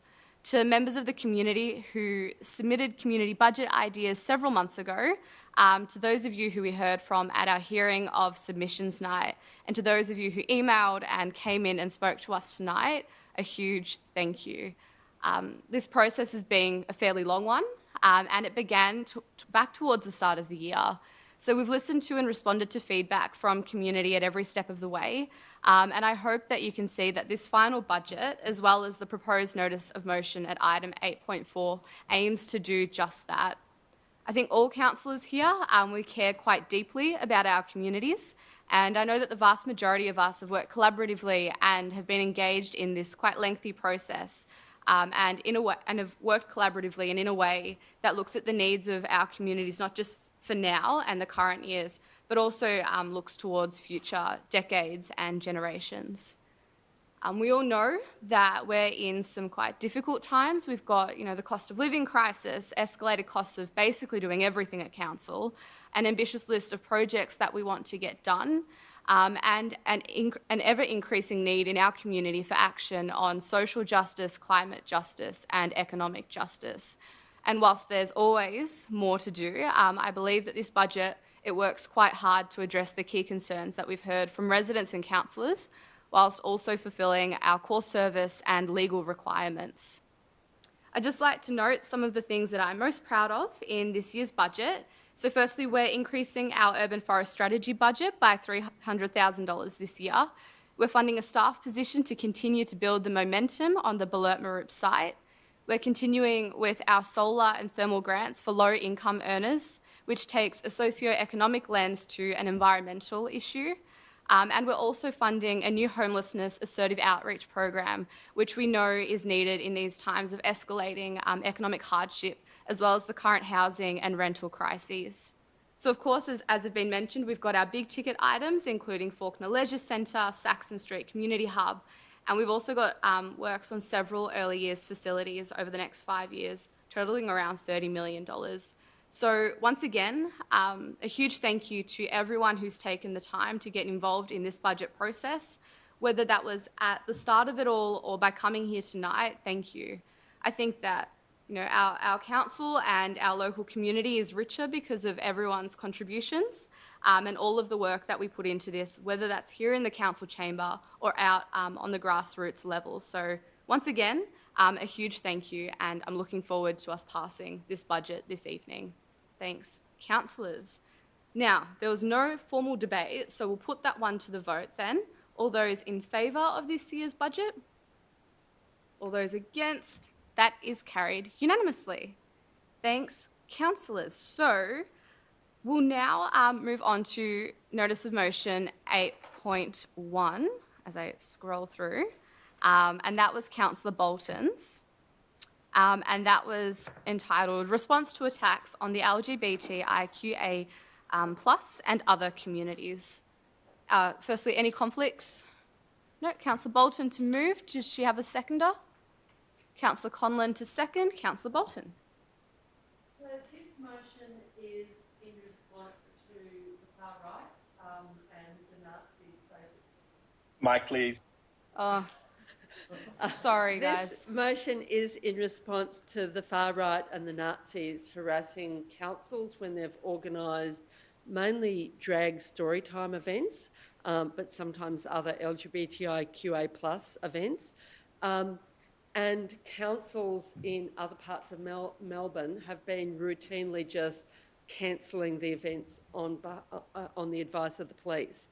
So my motion is that basically Merri-bek should repudiate attempts by the far right to shut down LGBTIQA plus and other community events and continues holding inclusive events and activities that celebrate our diversity of gender, identity, sex, sexual orientation, religion, colour, disability, culture and language backgrounds, including events such as drag story times. I also have included some points about library, safe work practices in libraries and staffing, adequate staffing, as well as calls on the state government to properly fund libraries. Over the years, state governments have reduced funding for council libraries from around 75% of the cost of providing libraries to something like 15%. That's just approximate figures. So I think it is really important because some of the councils pursuing this approach of just cancelling events is basically cancelling our free speech. And also the Nazis are capable of attacking not just queer community events, but also they recently organised a protest against migrants, and they're also capable of, shifting their targets to different communities, or especially different vulnerable communities. And I think we've recently seen that a community organisation developed in response to councils cancelling drag story time. This was Rainbow Community Angels, and they basically organised the drag story time, an alternative community event just outside the library, and protected the crowd, protected the children, protected the performers. That's without the resources of councils. So it shows that it can be done. So if a community organisation can do it, then councils can definitely do it.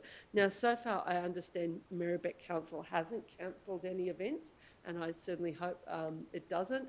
And I would certainly resist any attempt by Merri-bek to cancel any events. But the Nazis have turned up before. They turned up at the Day of Mourning ceremony on January 26th at the beginning of this year and did Nazi salutes. I mean, we kept going with that event, although it was shifted indoors. So I think it is very important for us to make a stand against the far right, especially, people know what happened in Nazi Germany, and that, we don't want to see the far right continue to grow. Thank you. Councillor Conlon, is the seconder? Yeah, just quickly, I also strongly support this motion for council, I guess, taking a strong stand in continuing to hold these types of events. As a member of the queer community, it's really important that council takes a stand on these types of issues. The worst thing I think we can do is to just basically do what the far right is asking us to do, which is to cancel these events, and that those types of wins for the opposition embolden them, and they encourage them to increase their attacks and go harder and broader, which is what we started to see across Melbourne when successive councils started cancelling these events. It didn't seem to really inflame the situation. So obviously, this motion is saying don't absolutely go ahead with everything at all costs. Like, there's obviously safety considerations to take into account, but it's also rebuking the kind of automatic response that can sort of generate if there isn't kind of councillor intervention into these types of issues. where the automatic kind of risk-averse approach is to just cancel things. This is helping to send council a strong message to say, no, we're going to try our best to continue to hold these events even if we are threatened, because it helps, again, myself as a member of the queer community, myself and my community feel safer to know that our council's got our back and is going to continue to stand strong and not cave into the far right. Thanks, Councillor Conlon. I'll see if there are any speakers against this motion. Any speakers in favour of this motion? Councillor Pulford. Thank you, Mayor, and thank you, Councillor Bolton, for this notice of motion. I feel like Councillors Bolton and Conlon have said a lot of what's at the forefront of my mind as a queer person.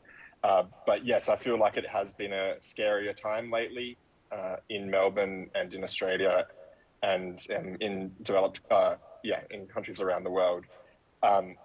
After what has felt like decades of hard fought for progress, cynical politicians and people in power targeting queer people, particularly trans and gender diverse people, in an attempt to, I guess, divide the community and get us fighting ourselves while distracting us from some of the things that they're doing, which can include, tax breaks for super wealthy people, or continuing to champion fossil fuel projects in the time of a climate crisis. So I understand that why some councils have cancelled their events, with safety concerns for their staff and members of the community. But unfortunately, I think it does send the exact opposite message of what these queer inclusive events are designed for, which is, they're meant to be fun, inclusive, community-based events that celebrate our diversity and tell young queer people, hey, queer people exist and they're great, and you have a bright future and a colourful future ahead of you. Instead, I think it sends a message that, this is dangerous, or people out there don't support you, or you're not welcome, you're not able to participate fully in public life, as is your right. So I'm proud that Merri-bek hasn't cancelled any events. Even during Ida Hobbit Week, we had a couple of queer events. We did have increased security, which to me was a big sign of the times that, we have a queer event and we need to have extra security on board, because we're not sure a very small minority, we're not sure whether a very small minority of people in our community who champion hate and division would rock up and give people a hard time or threaten their safety. So I'm proud council hasn't done that, and I support this motion to send a strong message that councillors want council to continue running our queer-focused events. I support Councillor Bolton's call for advocacy on further protections for queer people at a state government level as well. Thank you. Thanks, Councillor Pulford. Are there any other speakers on this item? Yep. If not, then we'll put that one to the vote. Was that okay to vote? Yes, great. Okay, all those in favour of this motion? All those against this motion? Yep. All right, I think that was carried unanimously. Can I just check with councillors?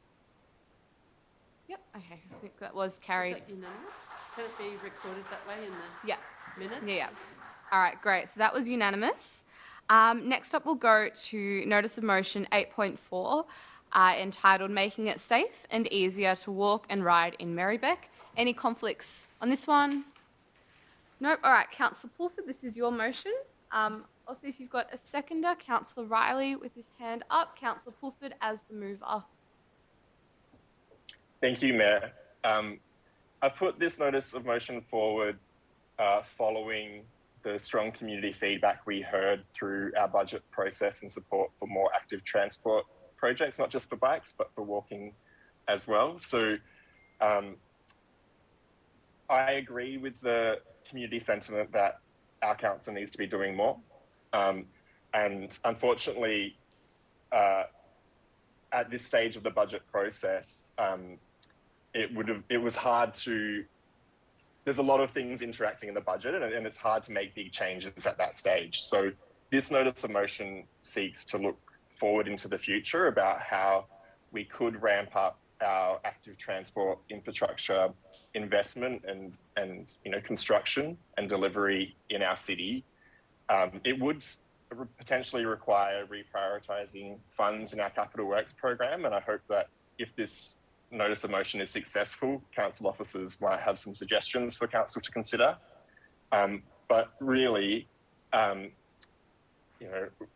currently in Berlin. I've been in Milan. I'm very fortunate to be on my wedding/honeymoon trip. But being in these European cities and seeing all of the active transport and bike infrastructure, and seeing how many people are out on the roads and riding around whenever they need to wherever they need to get to, it makes me want that even more for our local community in Merri-bek. Just to reiterate, active transport infrastructure, investing in that, it's good for community health because it gets more people moving and out of cars, moving around our city. It's good for the climate, obviously, as active transport is very, very low emissions compared to other modes of transport. And it's also good for equity, thinking about, the research that shows protected bike lanes is particularly important to get more women riding because they feel safer when there's protected bike lanes and specific cycling infrastructure. It's more than gender equality, though. It's also important for accessibility. So whether it's people in wheelchairs or people with prams, having smoother and better and more walking and riding paths helps people get around, more people get around more easily.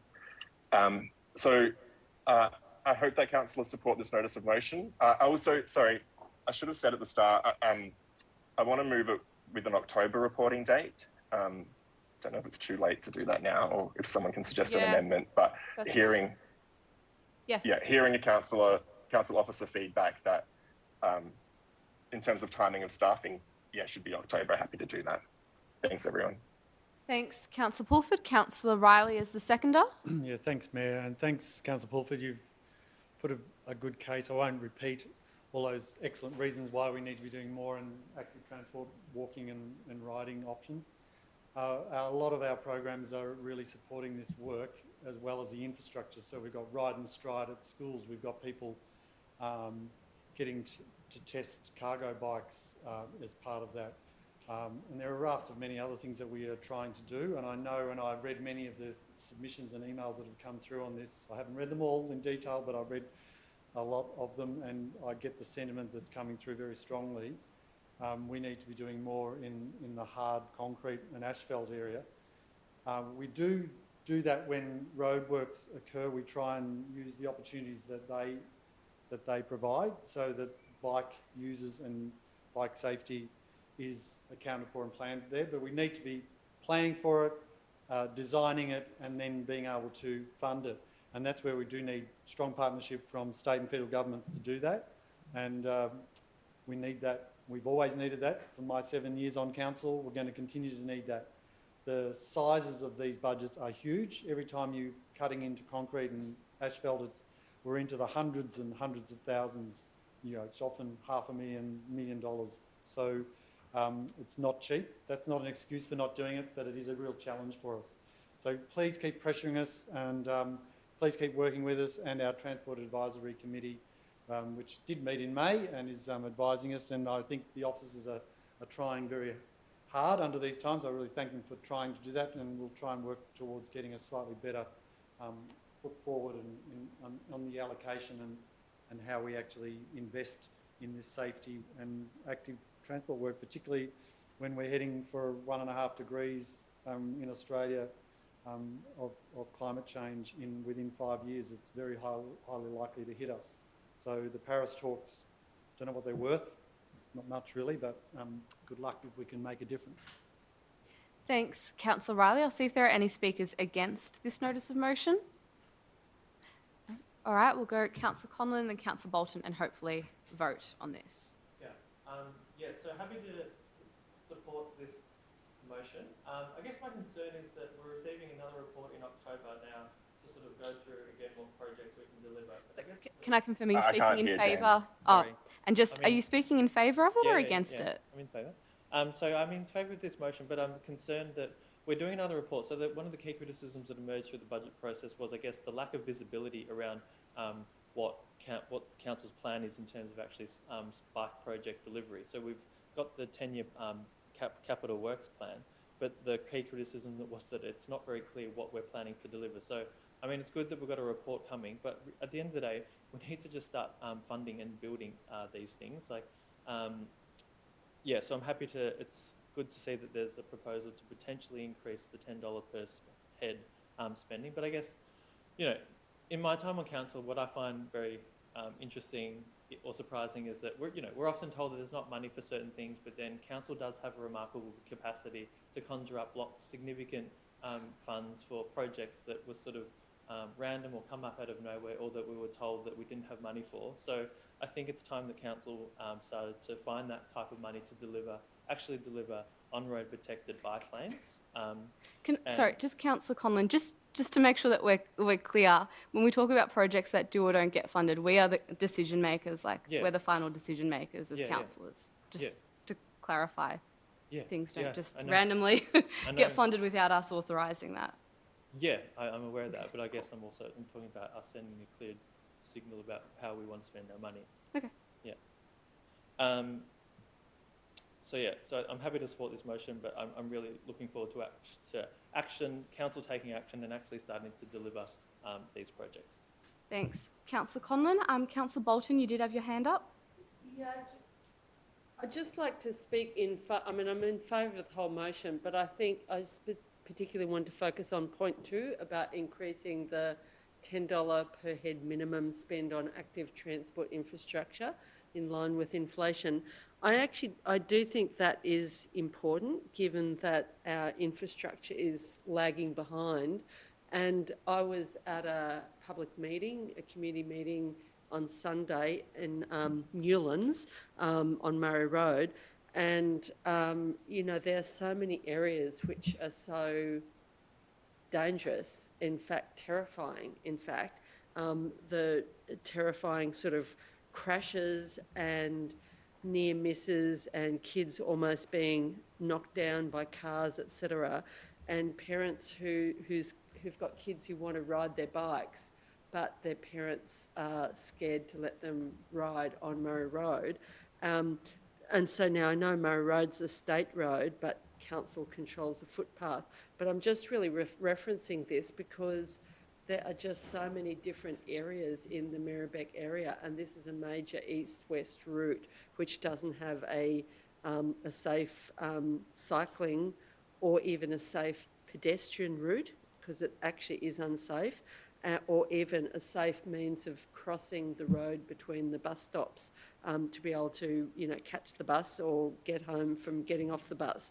So it's there are a number of, especially in the North Coburg area, there's a number of these roads which are really quite terrifying, and only the bravest of the brave are prepared to cycle. But on the other hand, there's a major route for, Coburg High School, the basketball stadium, childcare centres on both sides, Newlands Primary School, and there are probably many other areas like this as well. So I think this is definitely needed, the idea of increasing the minimum spend.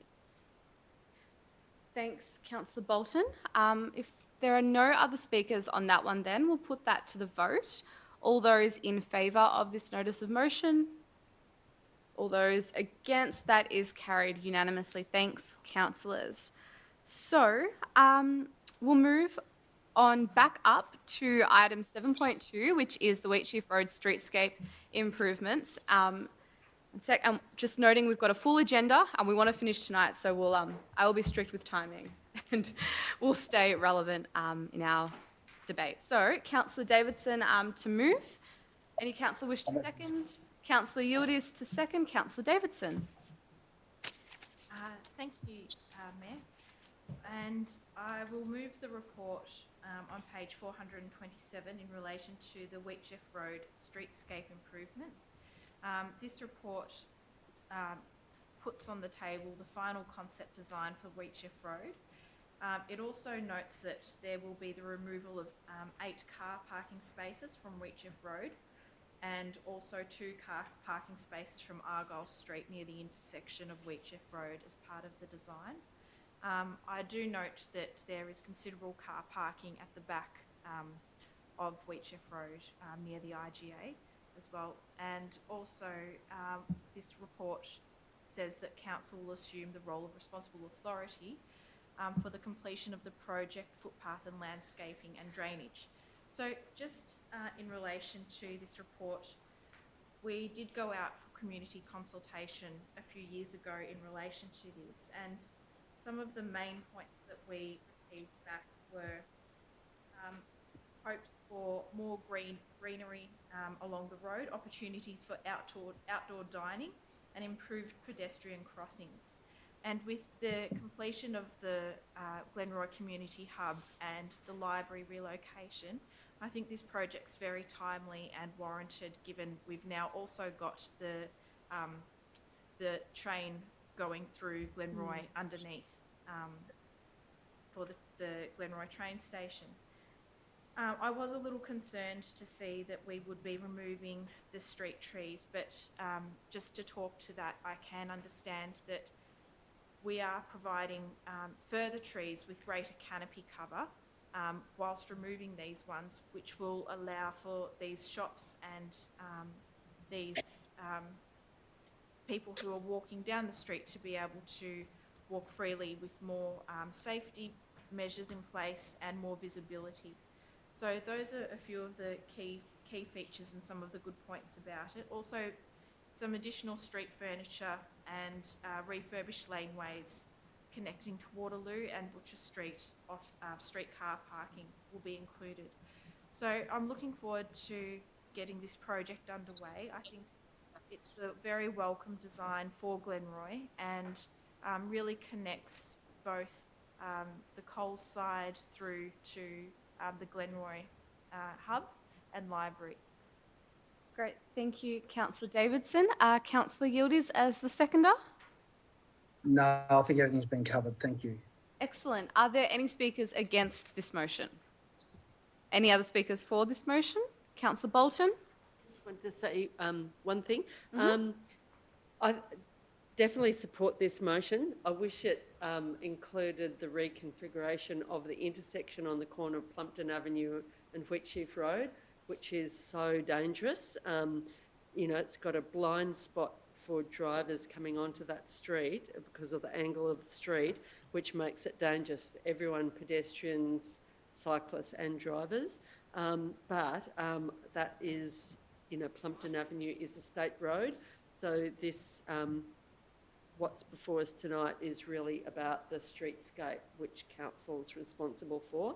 So, you know, I think the streetscape improvements will be really beneficial, and it's probably a street that has had less focus by council in the past, but now that there are 2 great facilities now with the Glenroy Hub and also the train station, which has been, you know, a little more greenery, etc. around Glenroy, has been a massive improvement in Glenroy. So I think this is will be really great for Glenroy. Great, thank you, Councillor Bolton. I'll see if there are any other speakers on this. And if not, then we'll put that one to the vote. All those in favour? All those against? Okay, Councillor Pulford, that was in favour, wasn't it? I think your hand was just delayed. Great, okay, good. That is carried unanimously. Okay, 7.3 is the Brunswick Central Parklands and Integrated Water Management Plan. Any conflicts? No, I see Councillor Riley on his feet to move. That's the Officer Rec? Yes, please. Great. Are there any seconders? Have a seconder? Or...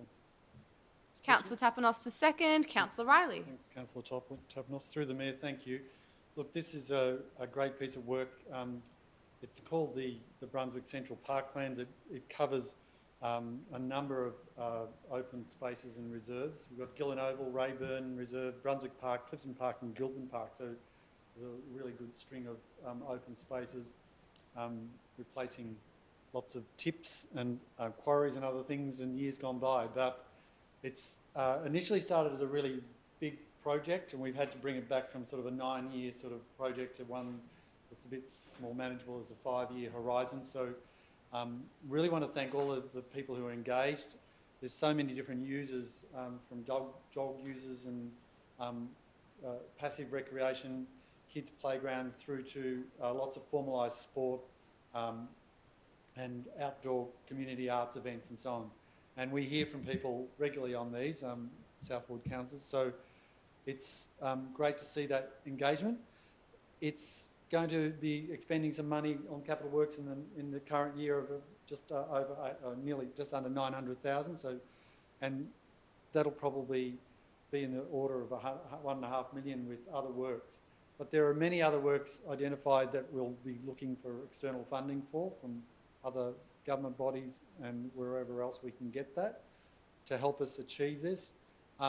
There are some big tight constraints on us around finances, but we're also concerned and aware of the safety and other issues, transport issues, crossing points, getting the pedestrian crossing. A lot of those things won't necessarily be dealt with inside our green spaces, but in terms of the connectivity, we're very aware of them, and we'd like to work with the communities to try and address those, particularly safety issues, which weren't necessarily dealt with within our park lands, but I guess more on the streetscapes around there. So really good that people have highlighted this. The work's quite complicated and complex, and it's going to involve some pretty good water saving urban design features as well. So hopefully we'll see the benefits of those and the cooling effects that they will have. So really looking forward to those works, and thank the community and all the officers involved in this, and hopefully we'll be able to start getting into that work this coming financial year. Thanks, Councillor Riley. Councillor Tapanos is the seconder. No, I think. Great. Any speakers against this item? Any other speakers on this item? No. All right, we'll put that one to the vote then. All those in favour? All those against? That is carried unanimously. Thanks, councillors. 7.4 is the Central Coburg Strategic Plan. Any conflicts? Councillor Carly Hannon, was that a conflict or to move it? Yep, to move it, great. Anybody to second it? Councillor Riley to second. Councillor Carly Hannon. Thank you. So this item is around Central Coburg, and the plan for Central Coburg is a big strategic plan where we just want to start with community engagement. So the idea really, I think, sits with, it's been a long time since we've just gone out and heard from community about what they want to see in Central Coburg, and a lot has happened in that time, particularly the level crossing removal. A lot has also happened in who lives in Merri-bek and in Coburg, and also how people relate to their community. Obviously, we've had COVID, and that's changed how people work and live in their municipality as well.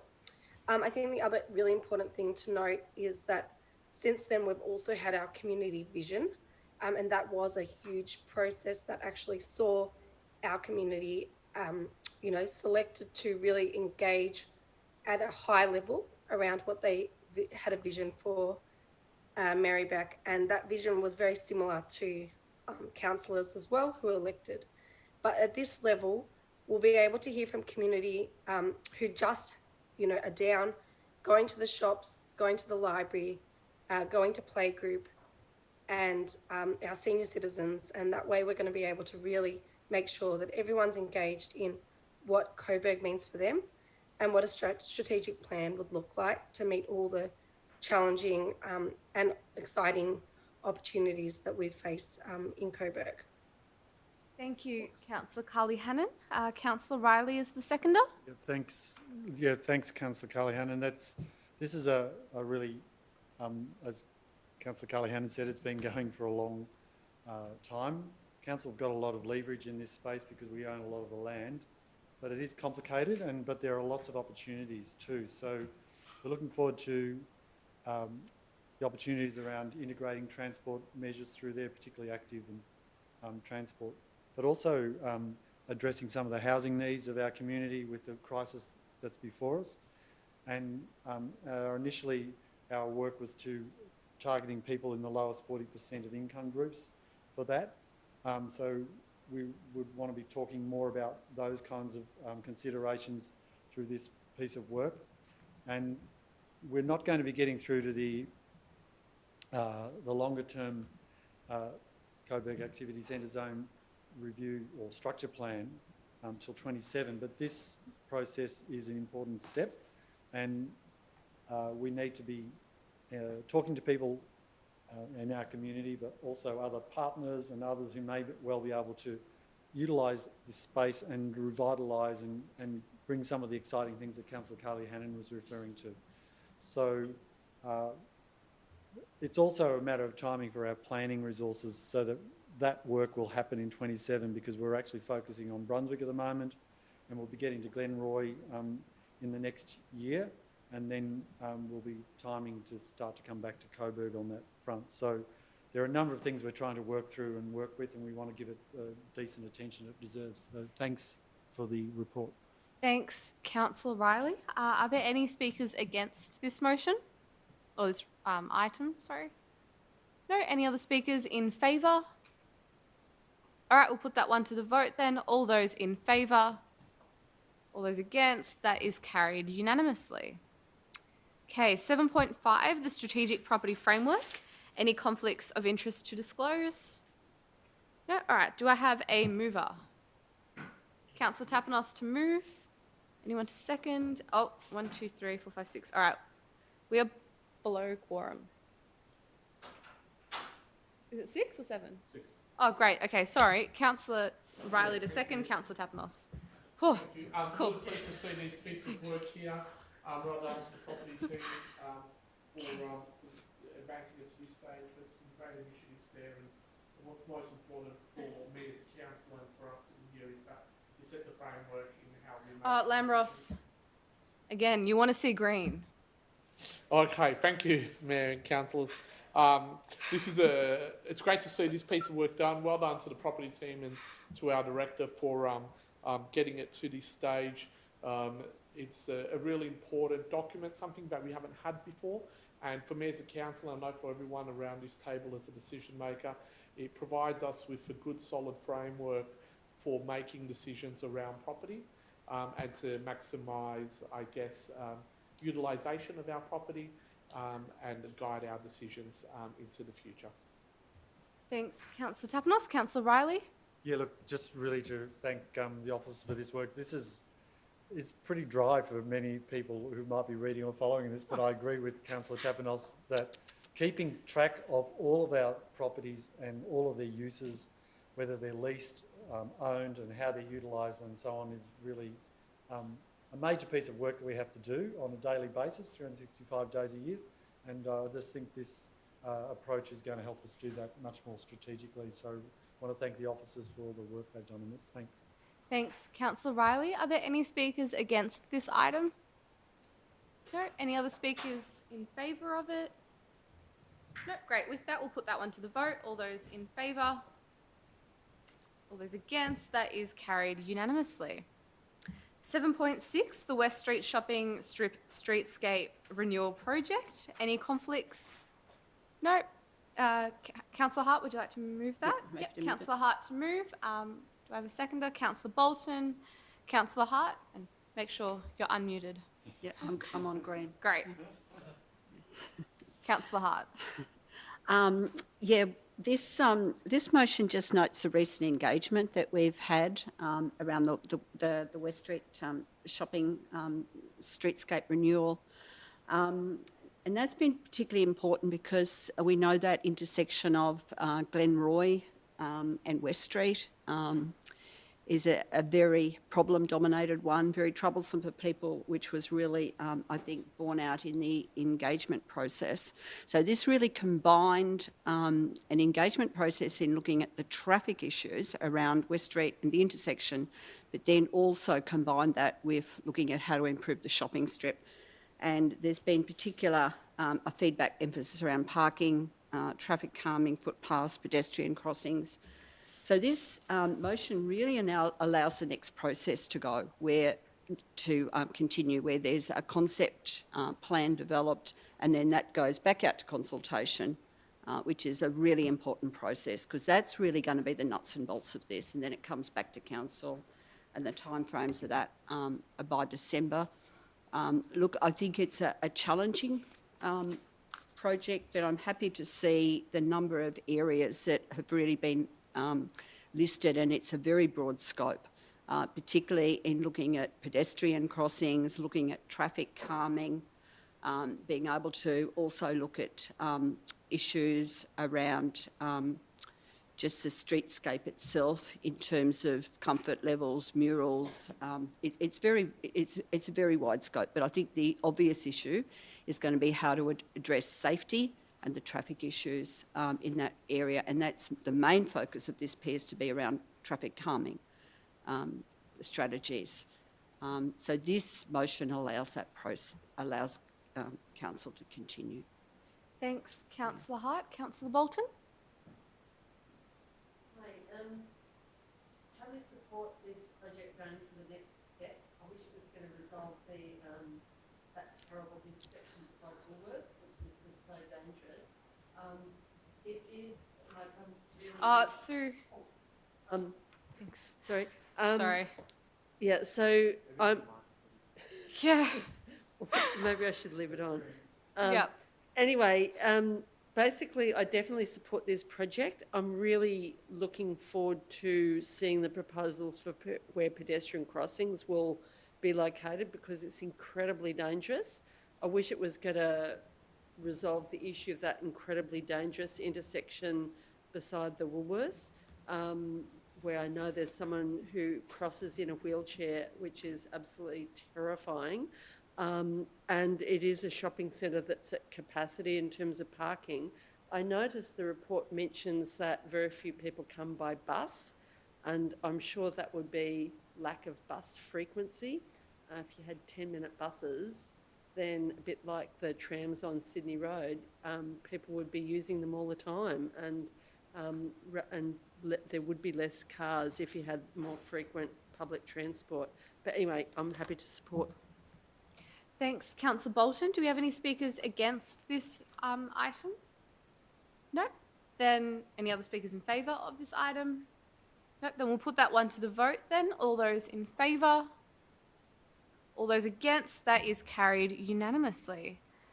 Okay, 7.7 is the Climate Risk Foundational Action Plan for adoption. Any conflicts to disclose? No. Councillor Riley to move. Do we have a seconder? Then I'll jump in at once. Councillor Carly Hannon to second. Councillor Riley.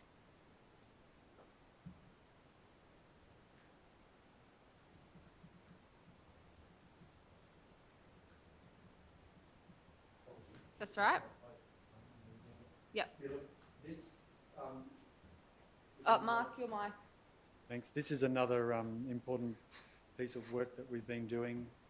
Council Merri-bek has been leading this work for some time. I want to acknowledge all of that effort over a number of years, but it's also been given further sort of status and import because the state government has also introduced some new legislation around this as well that we as a council need to be doing under the Climate Act 2017 and the Local Government Act 2020, so as well as the Planning and Environment Act.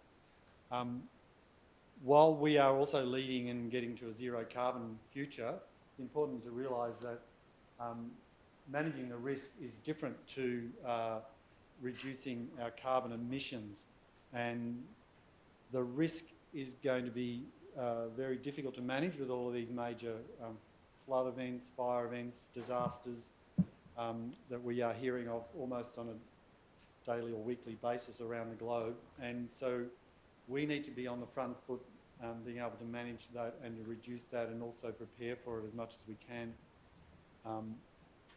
And this is going to help us to make better decisions, more cost effective, looking at the vulnerabilities and the exposures that our community have and our businesses and everyone else, because it affects everybody. This piece of work is a really important part of explaining to the community what we're doing, but we need you to keep us honest and to let us know how you're going. And I want to thank all of the people involved in the engagement process to get us to this point. It's a really important piece of work, and thank everyone for their attention to it. Thanks.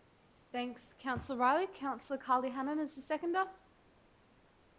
Nothing further. Great. Any speakers against this item? No. Any other speakers in favour? Great. We'll put that one to the vote then. All those in favour? All those against? That is carried unanimously. 7.8 is the endorsement of approach for public electric vehicle charging. Any conflicts? No. Councillor Riley to move. Any seconder? I'd like to move the officer report. Yep. And Councillor Tapanos to second. You're on great. Okay, go ahead. Thanks. No, you're good. I am on green. Yes, you're good. Just again, this is kind of building on my comments I made about the other report that we're doing in the carbon reduction area and zero carbon work, but it's particularly around EV chargers. And for those of us in the south, it's really close to us because many people are transitioning, or some people are transitioning, and many of them don't have off-street parking. So we're very aware of that particular conundrum and the challenges it poses for those car and motor vehicle users, particularly if they've got an EV. But this work is also addressing the broader needs across the city. We're proudly have provided and continue to provide more EV charging in our municipality than anywhere else in Australia. So while we may not always follow through and do the things we want to do, sometimes we are on the front foot, and this is one of the things we can actually be a little bit proud of. We want to keep doing that. There are issues with the breakdowns with them, and very conscious of that and the problems that is providing for people. But whilst the private providers aren't stepping up at the moment in our city, and we expect that they will at some stage, this is also looking at starting to charge many people, because we've been doing this for free. It's been a love job for many years in Merri-bek, so we're now starting to contemplate that to actually to utilise that income and the revenue from that charging that we provided our public chargers to start to reinvest in the maintenance of those, and then also to give some incentive to the private market to actually come in and do their side of the job, which at the moment they're not really stepping up for. So this is a really important lever the council can use to help to start to do that. And it's also setting up the permit schemes and all of the other risk management we need to do around that. So a big thanks to the officers for this. I expect to hear more from some of the EV users, particularly those who don't have off-street parking, but I really think this is a good start and look forward to further conversations. Thanks. Thanks, Councillor Riley. Councillor Tapanos? Great. Councillor Conlon?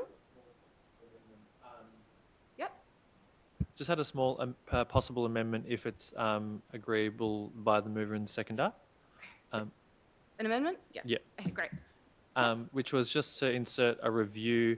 I would say I sent some proposed wording to Joseph. I don't know if you've had time to just to insert a review, maybe in say 3 to 5 years after we've started charging, to see if the market is actually stepping in and providing charges, and then if they're not, then that council could review whether we still want to keep charging for the electricity. Does that make sense? Yeah. Councillor Conlon, just so that perhaps it's a bit more precise, do you want to say by June 2027? Sure.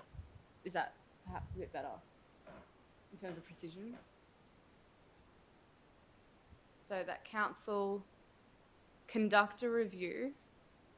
Not like just so it does a review so that we can see if what we're trying to achieve is working or not. Just so that it can be worded in. Okay, that council conduct a review in June 2027, and then to determine if the market has changed following council's Yeah.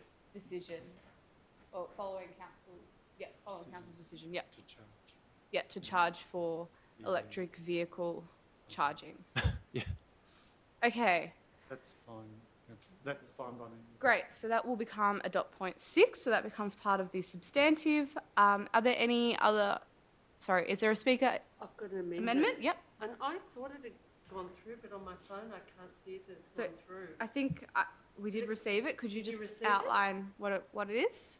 So basically it was to add an extra point to seek advice on accessibility requirements for EV charging stations, both the siting and the configuration of the infrastructure. Yep. And that some organisations that could provide advice would include the Disabled Motorists Association. Great, so I believe that was circulated via email, so we'll just... Oh, did it get through? Oh, okay. I did receive it, so we'll just get good, that up on the because I screen. couldn't see it on my phone. No stress. We'll just make sure that Councillor Riley and Councillor Tapanos as the mover and seconder are okay with that. Yeah, that's fine, Mayor. Yeah. Great. Awesome. Okay, so that becomes part of the substantive. Any other amendments or speakers against? No? Great. All right, then. Any other speakers in favour of this item? No? All right, we're putting that one to the vote then. All those in favour? All those against? That is carried unanimously. 7.9 is the community engagement policy. Councillor Riley to move. The officer report as written. Yep. Do you have a seconder? I'm happy to second it. I think I've got Thank you, and a slight amendment though. Yep, there is some amendments. Actually, there is a slight amendment. I can explain those. I should have made that clearer, sorry.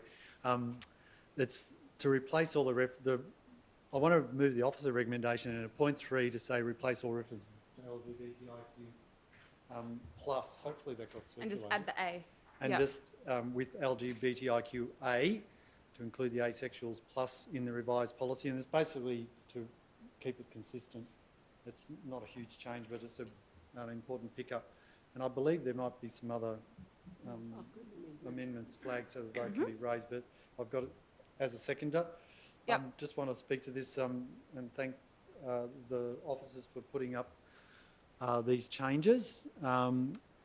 Engagement and consultation and feedback are all really important things that we do all the time, and we can always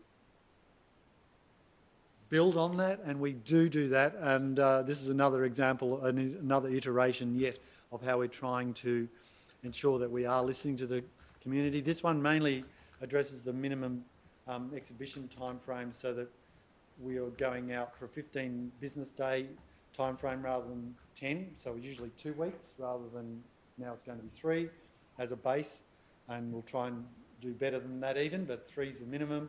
And then to make sure that we're using the sort of latest inclusive principles for community engagement so that it's reflecting the latest Local Government Act in Appendix 2. So just a really important refresh really, so thank you.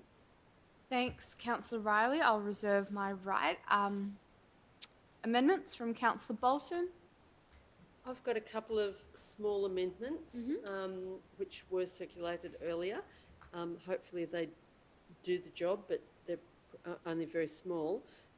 So amend point 1 to read adopt the revised engagement policy, blah, blah, with the following changes. So under the heading We Engage, add informal users of parks to the list, and under the heading engagement methods we use, add signs in parks to reach informal users of parks. If I have a second, I can explain why. That's acceptable. That's acceptable. Thanks. All good. All right. I wouldn't mind speaking to explain why. You can, yeah, if you wish to. I'll just firstly see if I've got a speaker against this motion. No, as we don't. Councillor Bolton, you can speak in favour, but of course it has been part of the substantive okay, now. so I'd like to speak in favour of the motion with my amendment.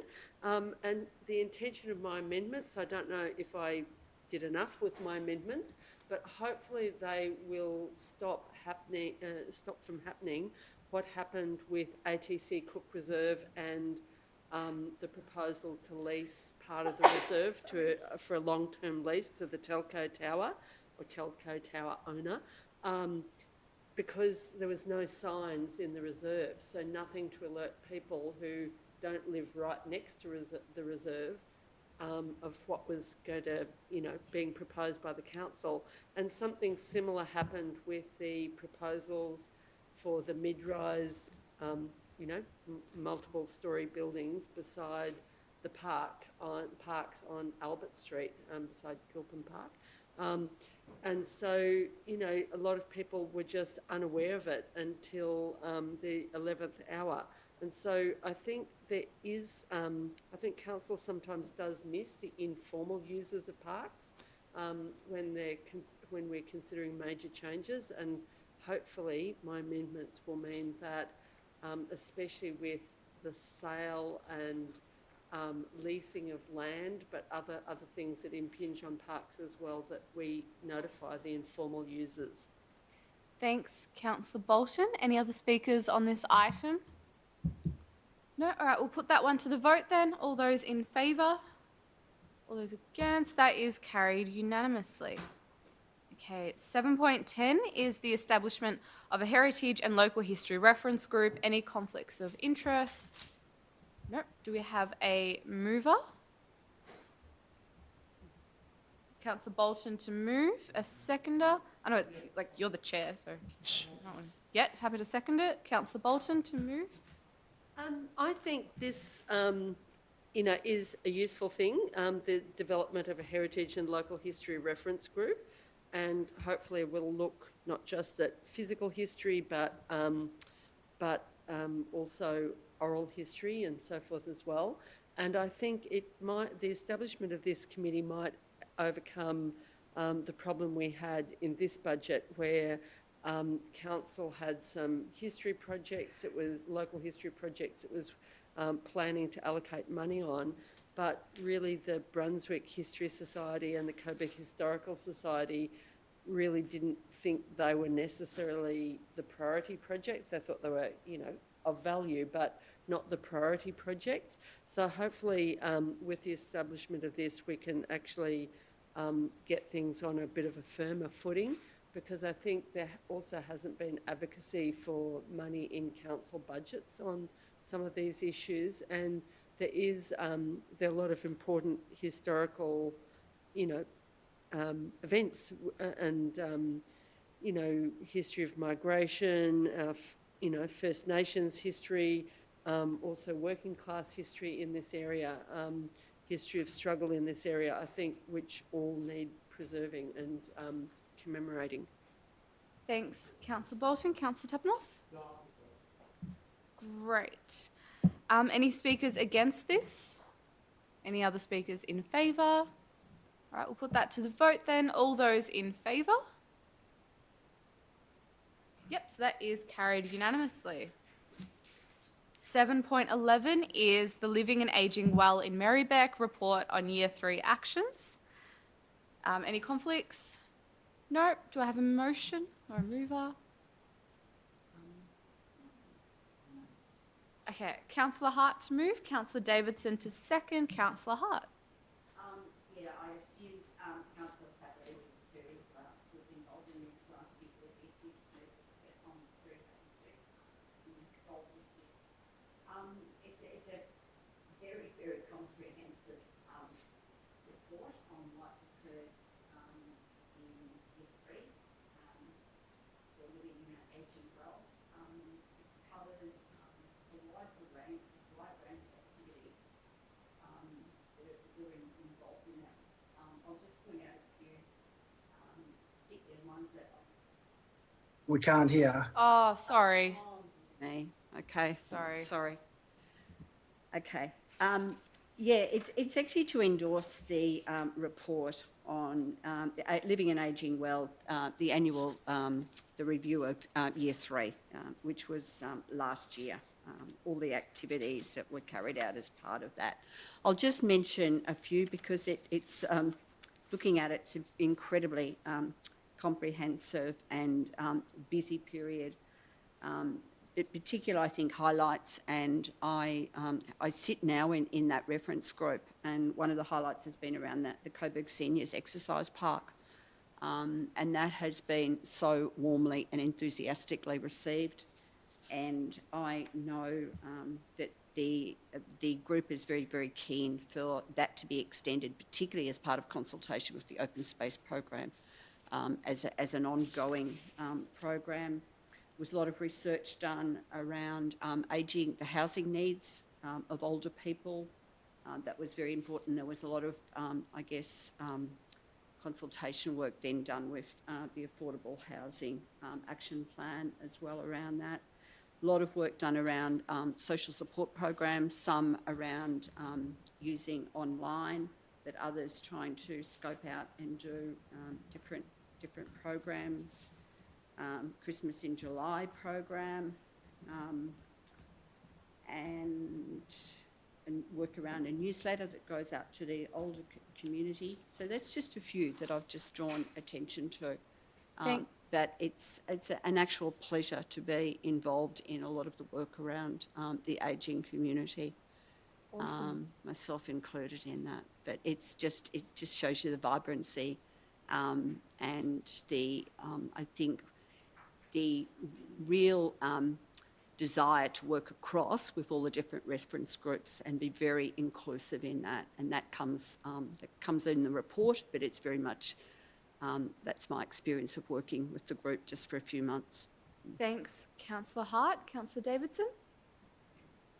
Thank you, Councillor Hart. And I completely agree. I think this is one of the core things that Council has a huge role to play, and that is maintaining people's independence in the home and continuing to support them in their community interactions and being social within their networks that they've developed over the years while living in Merri-bek. I think that Council has a lot of work to do in this space and to continue to do, and some of the really formative and impactful things that we can do is help with really the basic things like maintaining good access to public toilets, good access to footpaths and walkways, and also those social interactions that we know are so important, and maintaining fitness as we get older. That's one of the things that I've been very passionate about, and it's really good to see that there's equipment in parks for people to utilise, and when I walk my dog down the Moonee Ponds Creek, I often see people getting out and utilising those parks and equipment. So I think we've done really well in implementing some really key strategies, and I'd like to commend the officers and the work that they've done in this area, and also the councillors who have taken a real interest in improving people's fitness and mobility and connectedness to community as they age. It's very important. Thank you. Thanks, Councillor Davidson. Are there any speakers against this item? Any other speakers on this item? No, we'll put that one to the vote then. All those in favour? All those against? That is carried unanimously. 7.12 is the Councillor Code of Conduct Amendment. Any conflicts of interest? No. Okay, Councillor Riley to move. Anyone to second? Councillor Conlon to second. Councillor Riley. I'm just showing everyone that you're I've on turned green? the green Good. light on. Okay. These are the new devices, everyone, in case you're wondering. We never had to press buttons before. We will adapt. That's why we're talking green all night, yes. The Councillor Code Anywho. of Conduct Amendment at 7.12, I'm wanting to move the officer recommendation if I have a seconder. Or... Yeah, you've got Councillor Conlon. Thank you, thanks, Councillor Conlon.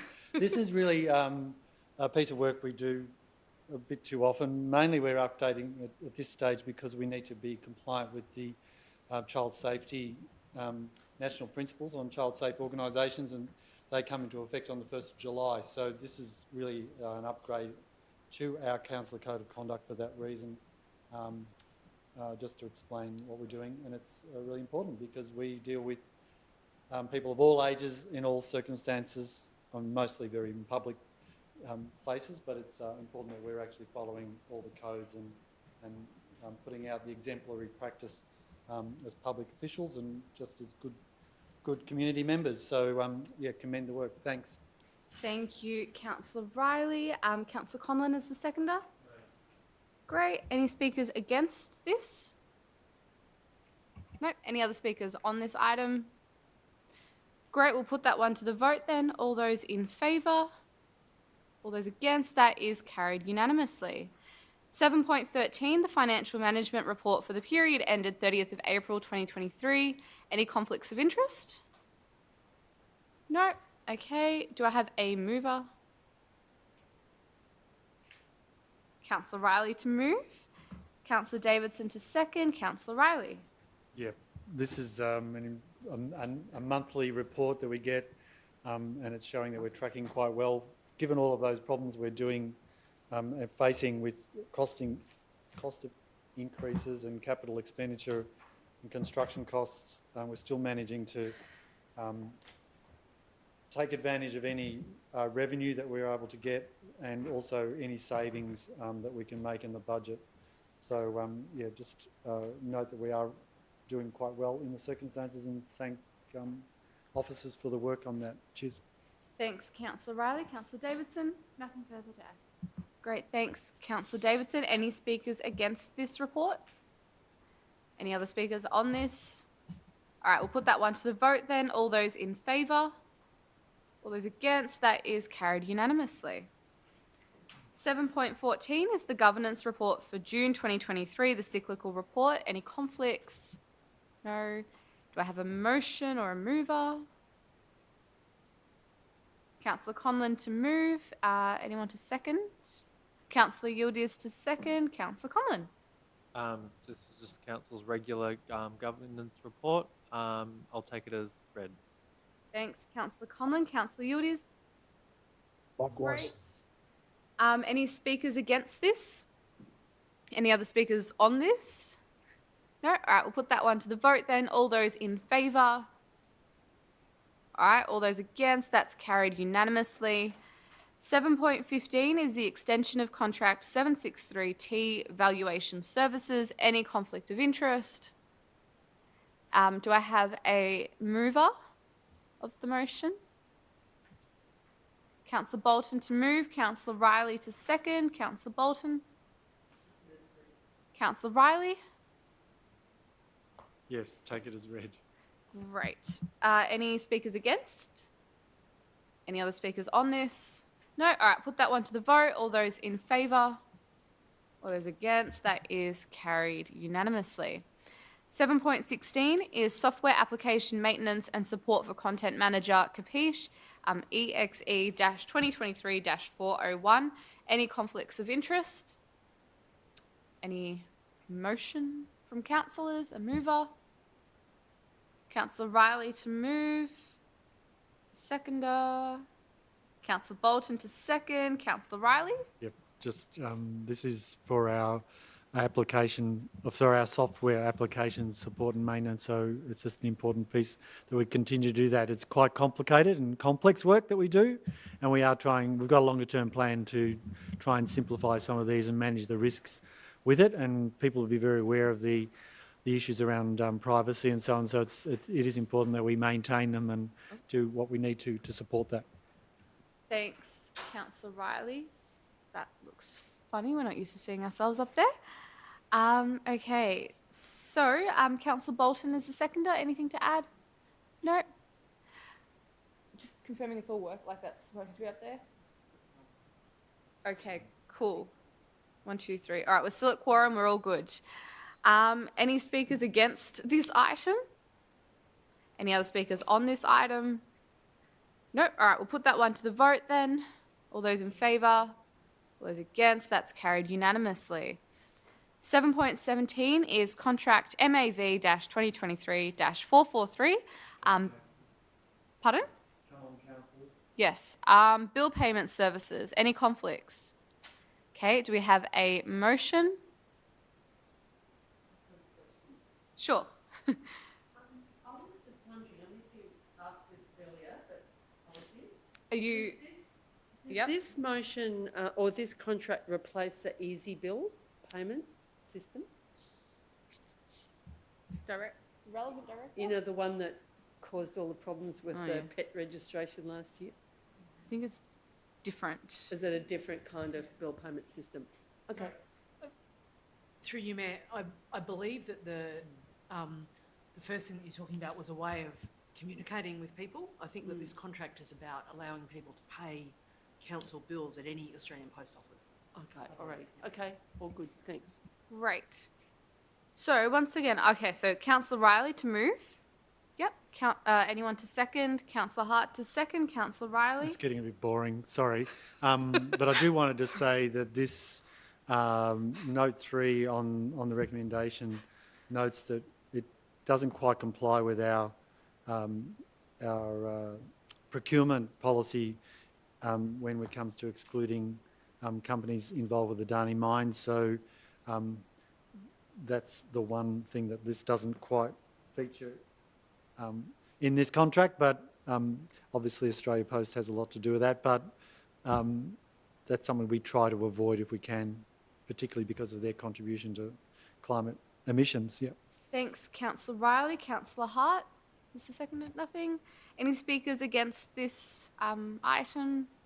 Any other speakers on this item? Great. All those in favour? All those against? That is carried unanimously. So we're now going on to Notice of Motion 8.2, which is using Indigenous place names on Australia Post items. I'll see if there's any conflicts. Nope. Okay, Councillor Riley, that one's your motion. I hope this is the last one, ladies and gentlemen. Yeah, this is a notice. And I'll just see, sorry, if you've got a seconder yes, for if I get that. a seconder. Councillor Bolton Thanks, to Councillor second. Bolton. Councillor Riley. Thank you, Mayor. This is a fairly straightforward motion around just doing something around Australia Post again, ironically, but mainly when we're using that service that we're encouraging people to use Indigenous place names. So sounds fairly straightforward, and you know we see the weather reporters and a lot of news services using more and more Indigenous place names, and we're trying to do that in our place naming processes as well. But this is just another way of honouring the Indigenous peoples, and hopefully a fairly simple and straightforward one. But there will be some challenges in certain places because some places may not have them easily identified, but at least we'll be encouraging people when they do know them to try and use them. So hopefully it'll be fairly painless and not very costly for us, but once we get it in place, the report back, we should be able to get on doing that. It is something that Australia Post encourages and has been doing for a couple of years. Thanks, Councillor Riley. Councillor Bolton as the seconder. Great. Any speakers against this item? And we're up to 8.2. Nope. Any other speakers on this item? No. All right, we'll put that one to the vote then. All those in favour? All those against? That's carried unanimously.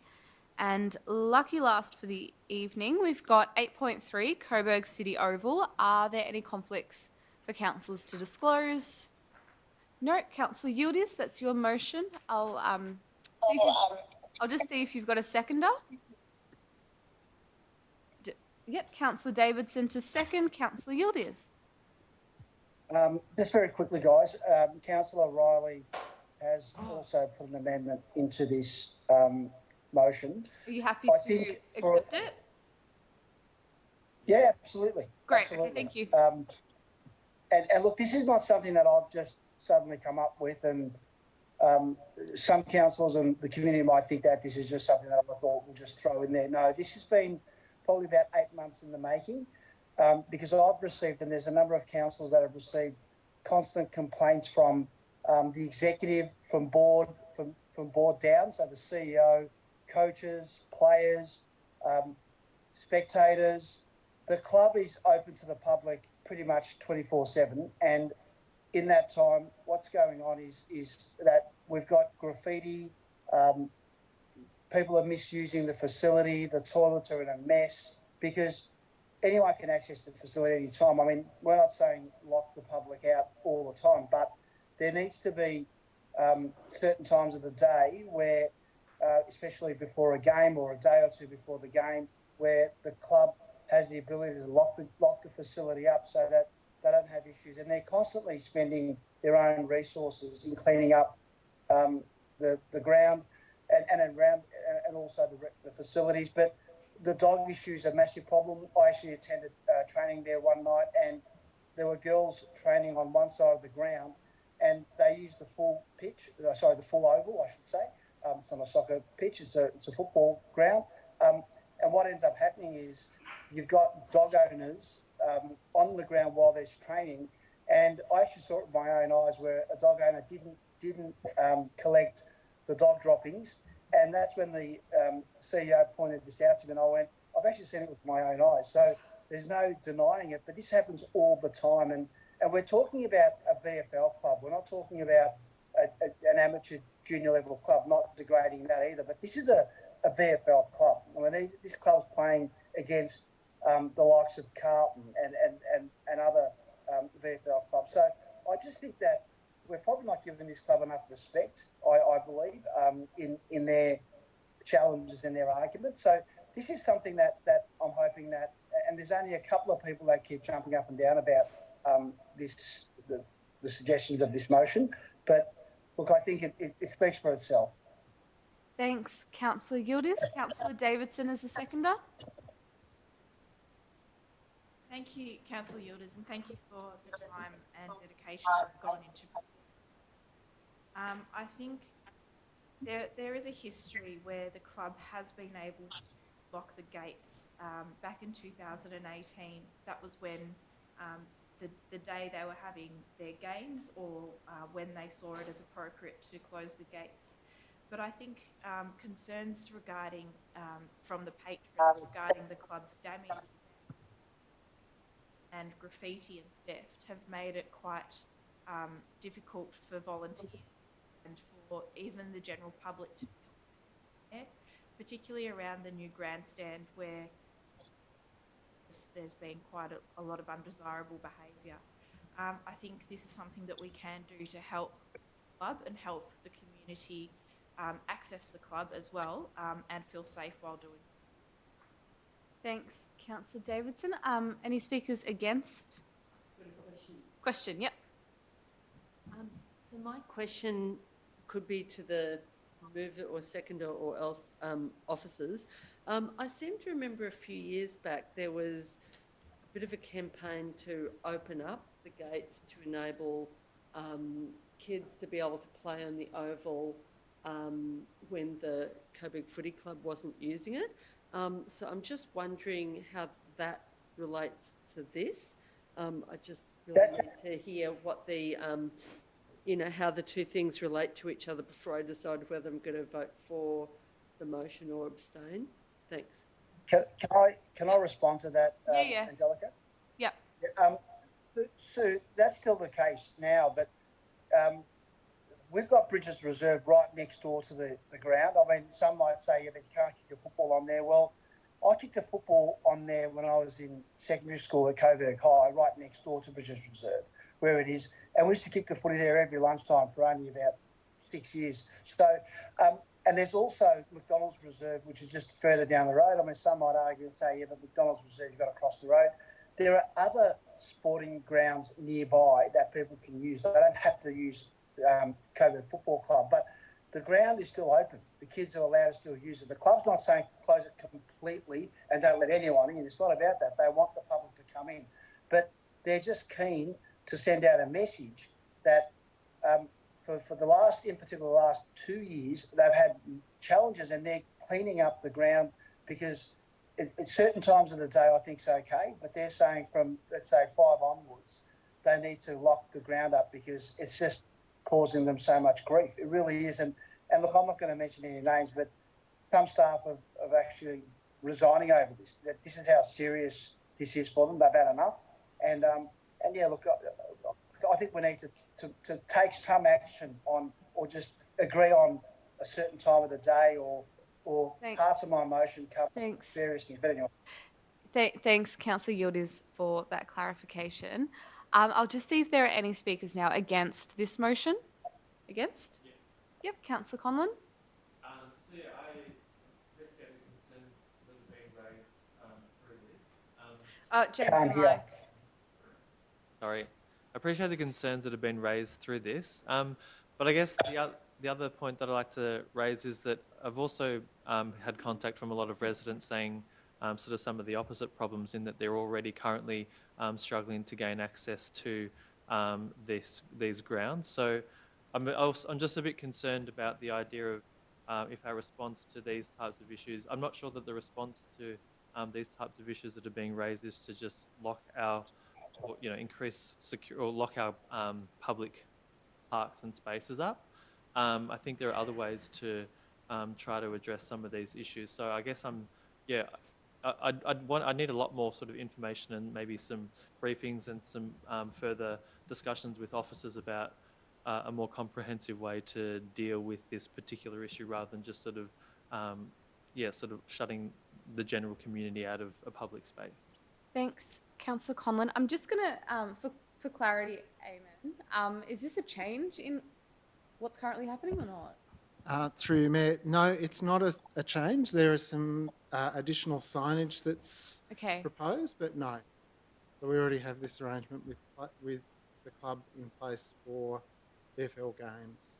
All right, great. Thanks for helping me understand that. I thought it was saying that it's changing the closing of the gates from being done by the council to being done by the club. But no. Okay. No. Okay. Cool. So what are we? It's a very confusing motion. What are we actually voting on? If it's already what's happening. How do we? So I think this may be just restating what is already happening, and providing greater signage to outline what the status quo is. Oh, okay. Okay, so I'll see if there are any. That wasn't clear at all. Not at all. Okay. So we're not changing anything. Is that the clarity? No, other than adding more signage. Yeah. So I'll see if there are any other speakers on this item at all. If not, Councillor Yildiz, do you wish to exercise your right of reply? I just want to clarify something, Eamon. I'm not sure if my original motion is being adopted, or is it the amended motion, because I wasn't able to because I think what Councillor Conlon's saying is correct. It's actually giving, I'd like, this motion is about giving the club the ability to lock the facility, especially after certain times of the day when they've got training for the girls, the boys. So I think that's the already juniors. happening, Councillor Yildiz. If it's unclear, do we perhaps wish to defer this item? I think like, this is just a status quo, but if you're after a change, I think it might be worth deferring it and seeing how this relates to our existing policy and leasing agreements. Look, there's been some confusion because I've emailed backwards and forwards with the officers as to what is the best way forward. But look, maybe deferring it to the next meeting might be the best, because I don't want to vote on something that's already there. There's no point. Defer a motion. Yeah. I'll withdraw the motion. So, all right. So, Councillor Yildiz, do you? All right. Okay, Councillor Yildiz, are you okay if we pass this motion that we've got before us this evening? No. I'm saying let's withdraw it. I'm wanting to withdraw it because there's no point in putting on a motion when the policy still exists. So yeah. Can we withdraw, please? I'll go back to the office. All good. That's all right. No, I'm glad that we got that clarity. So, yes, Councillor Davidson. I would like to make a suggestion, because if the club is concerned about signage, that's something that can still remain within the motion. And that's something that we could put to the council tonight, as it's already there. Yep. Yep. So, Councillor Yildiz, are you okay with that? Yeah, if it's adding value to the existing policy on it, of course. Yep, let's increase the signage. All right. So the new motion that Councillor Yildiz and Councillor Davidson are putting forward is basically just point 2. Given we've had a bit of discussion on this, I'll just see if we can put this one to the vote then. Yep, all right. Councillors in favour of this motion, which was just point 2. All those against? All right, that's carried unanimously. Thanks, councillors, for working through that one. We've got no notices of rescission. Do we have any foreshadowed items for next month that may be subject to the notice of motion? No. No urgent business. Bless you. No confidential items tonight. So for that, I would like to thank those watching on the live stream, and for those of you still in the gallery, I wish you all a good night, and I'll declare the council meeting closed to the public at 9:48 p.m.